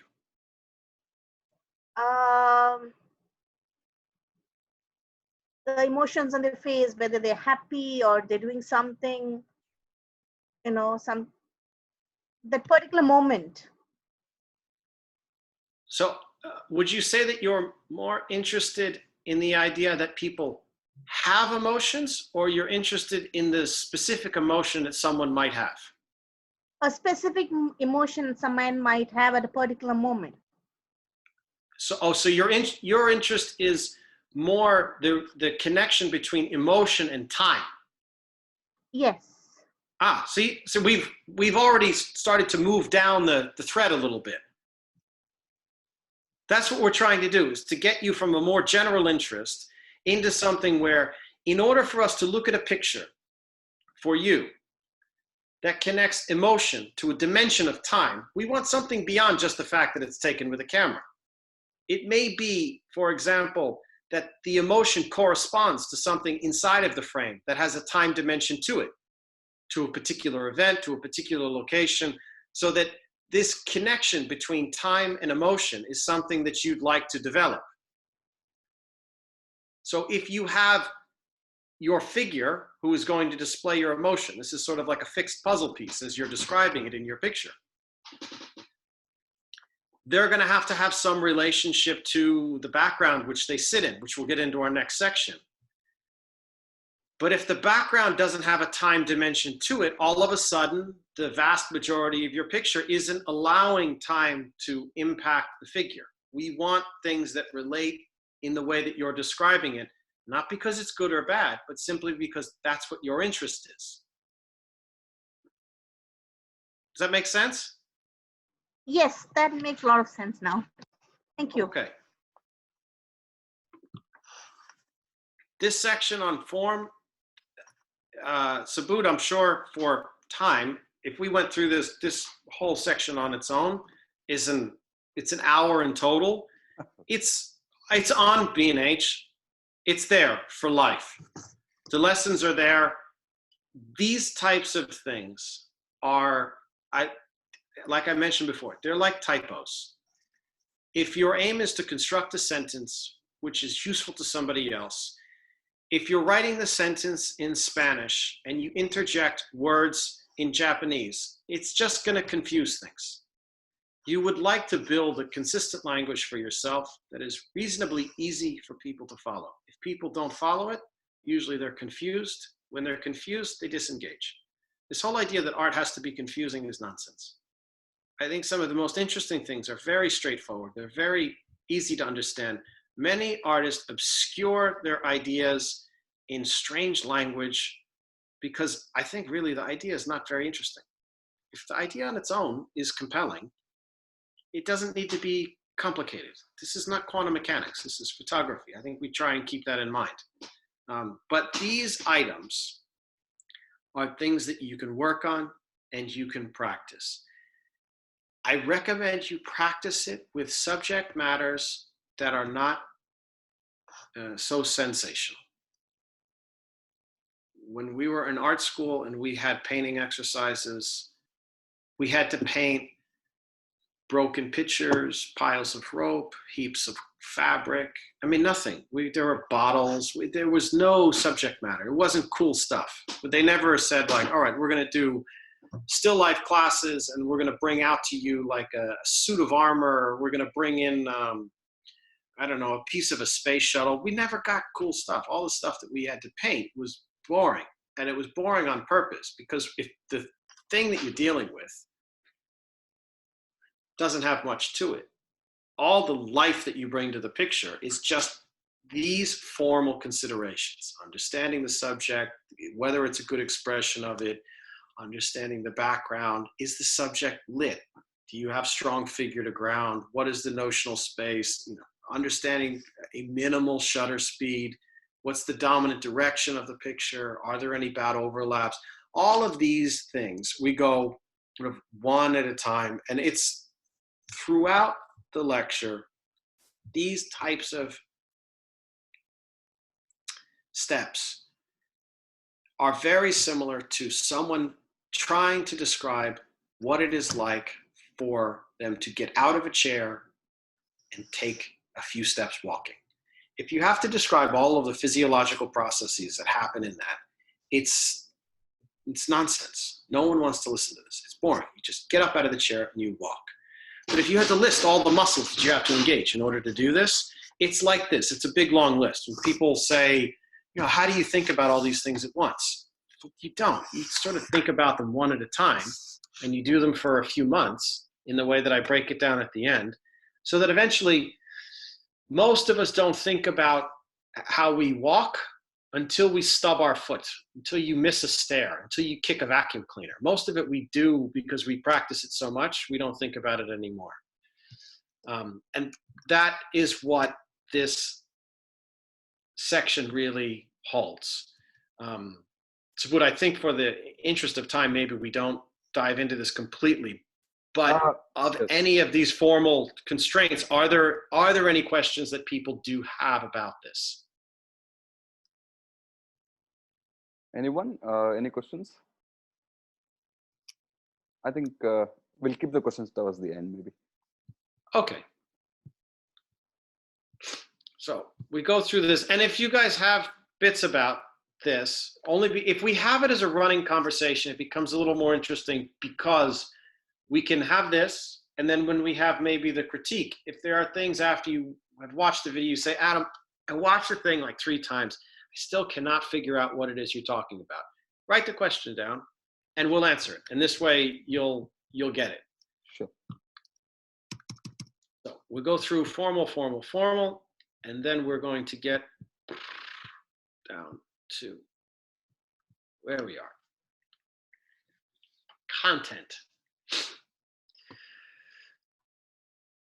This portion, again, will be something that you can work on at home.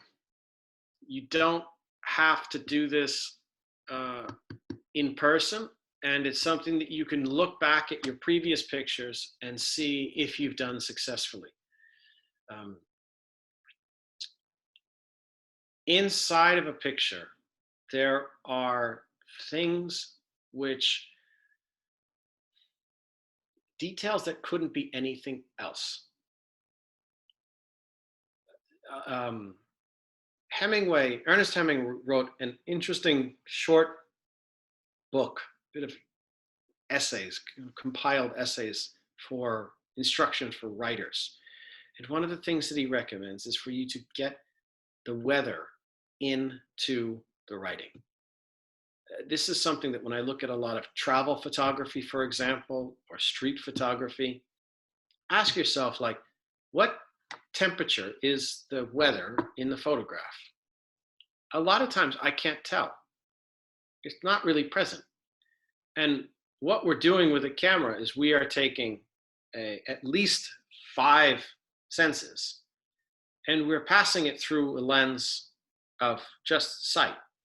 I mean, we also have a time dimension that we've discussed and an emotional dimension. I mean, you can go multi-dimensional. You can be psychological, philosophical, all of these other things.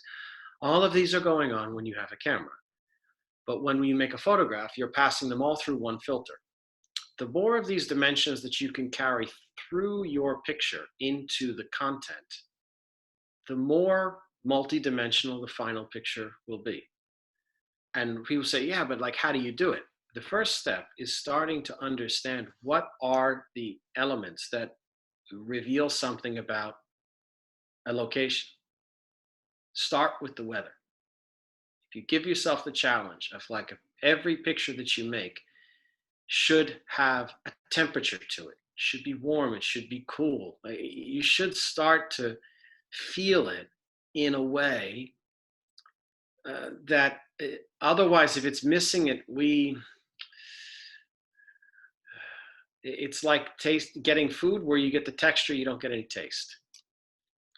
Then if you look at your pictures, so you do number 18, so you look for the details. And then maybe when you get to 19, you realize that maybe there were some things that you realized were specific, they were specific to a place, but you forgot them. They were in the picture, but somehow they got missed. And these are bits where little parts of information start to really reveal something. And sometimes it needs narration. Not all of this is going to be fully evident in a picture. I think in the way that if you take somebody out into the forest and you show them a tree and you say, what species tree is that? They might have no idea. The tree is right there. They can see it.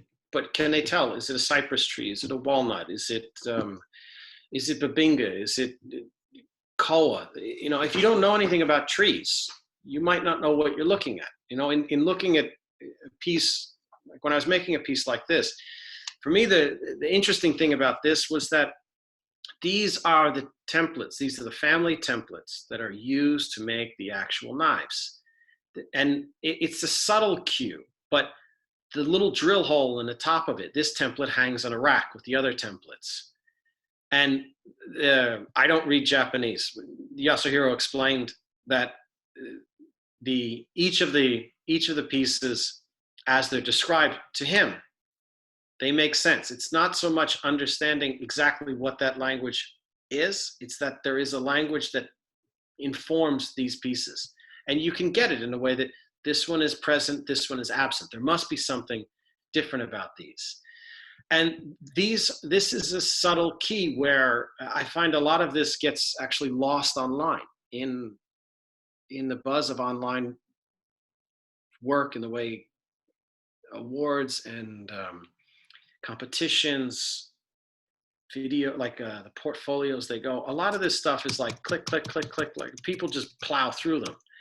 And it becomes a kind of another reason to really examine these things as actual photographs.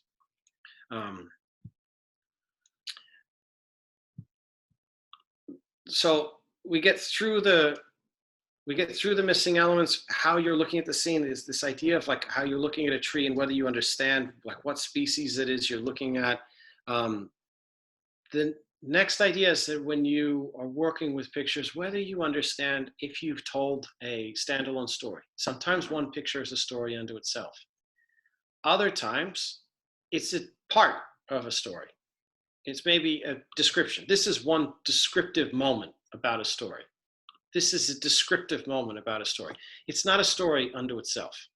There's not enough information to make a story. It may suggest one, but not every picture. People will say, a picture tells 1,000 words, it tells a story. Not every picture does this, and not every picture should do this. Sometimes they work well together. And the way that competitions and a lot of online resources are set up, it's like every picture needs to be a home run. We don't need every picture to be a home run. Sometimes we just need a base hit. Sometimes we just need to play a little bit. And it's a pressure that I'd like for you guys to relieve yourself from. Not everything needs to be a big, massive home run. The last 2 points that you will ask yourself, and I guess maybe we'll end more towards that note, is ask yourself what these pictures mean to you. What is the value of them? Was it just the value of your travels, of your time spent? Did you meet some interesting people? Did it reveal something about yourself that you otherwise would not have known or couldn't have learned in another way? These things are questions that we'll discuss more in the critiques, but it's a conversation that's always happening. And if you're not having it with me or you're not having it with Subodh, have it with someone. Start to understand what pictures mean for people who collect pictures, for people who make pictures. They can all be very different, but you'd like to really expand that conversation, because after you finish everything that the pictures mean for yourself, the final question is, what do they mean for somebody else? That's ultimately, art is a process that has engagement from other people. And in order to do that, if we don't understand what the picture means for somebody else, it's very, very hard to really engage it. So that, to me, represents the entire trajectory of what I think about when I make work. And at the end of the lecture, if you don't watch the whole thing, you skip around, do whatever you'd like to take the information you need. I just split it up so that if this is the first time you're doing this, just pick the ones just in orange. Forget about the white ones. Just do a little bit. And then as you get through and you're answering those ones all the time, then you add this. These are the next round of questions you will ask yourself. And then eventually you'll think about all of this just as much as you think about, or you think about this as little as you think about walking. You just sort of do it. But it takes some practice and training and to do it. But once it gets regular, I assure you, this is not like, this is not terribly overwhelming to deal with. It starts very simply, and then you build on it. Whether you do it a few at a time or one by one, this is my recommendation for how you explore this.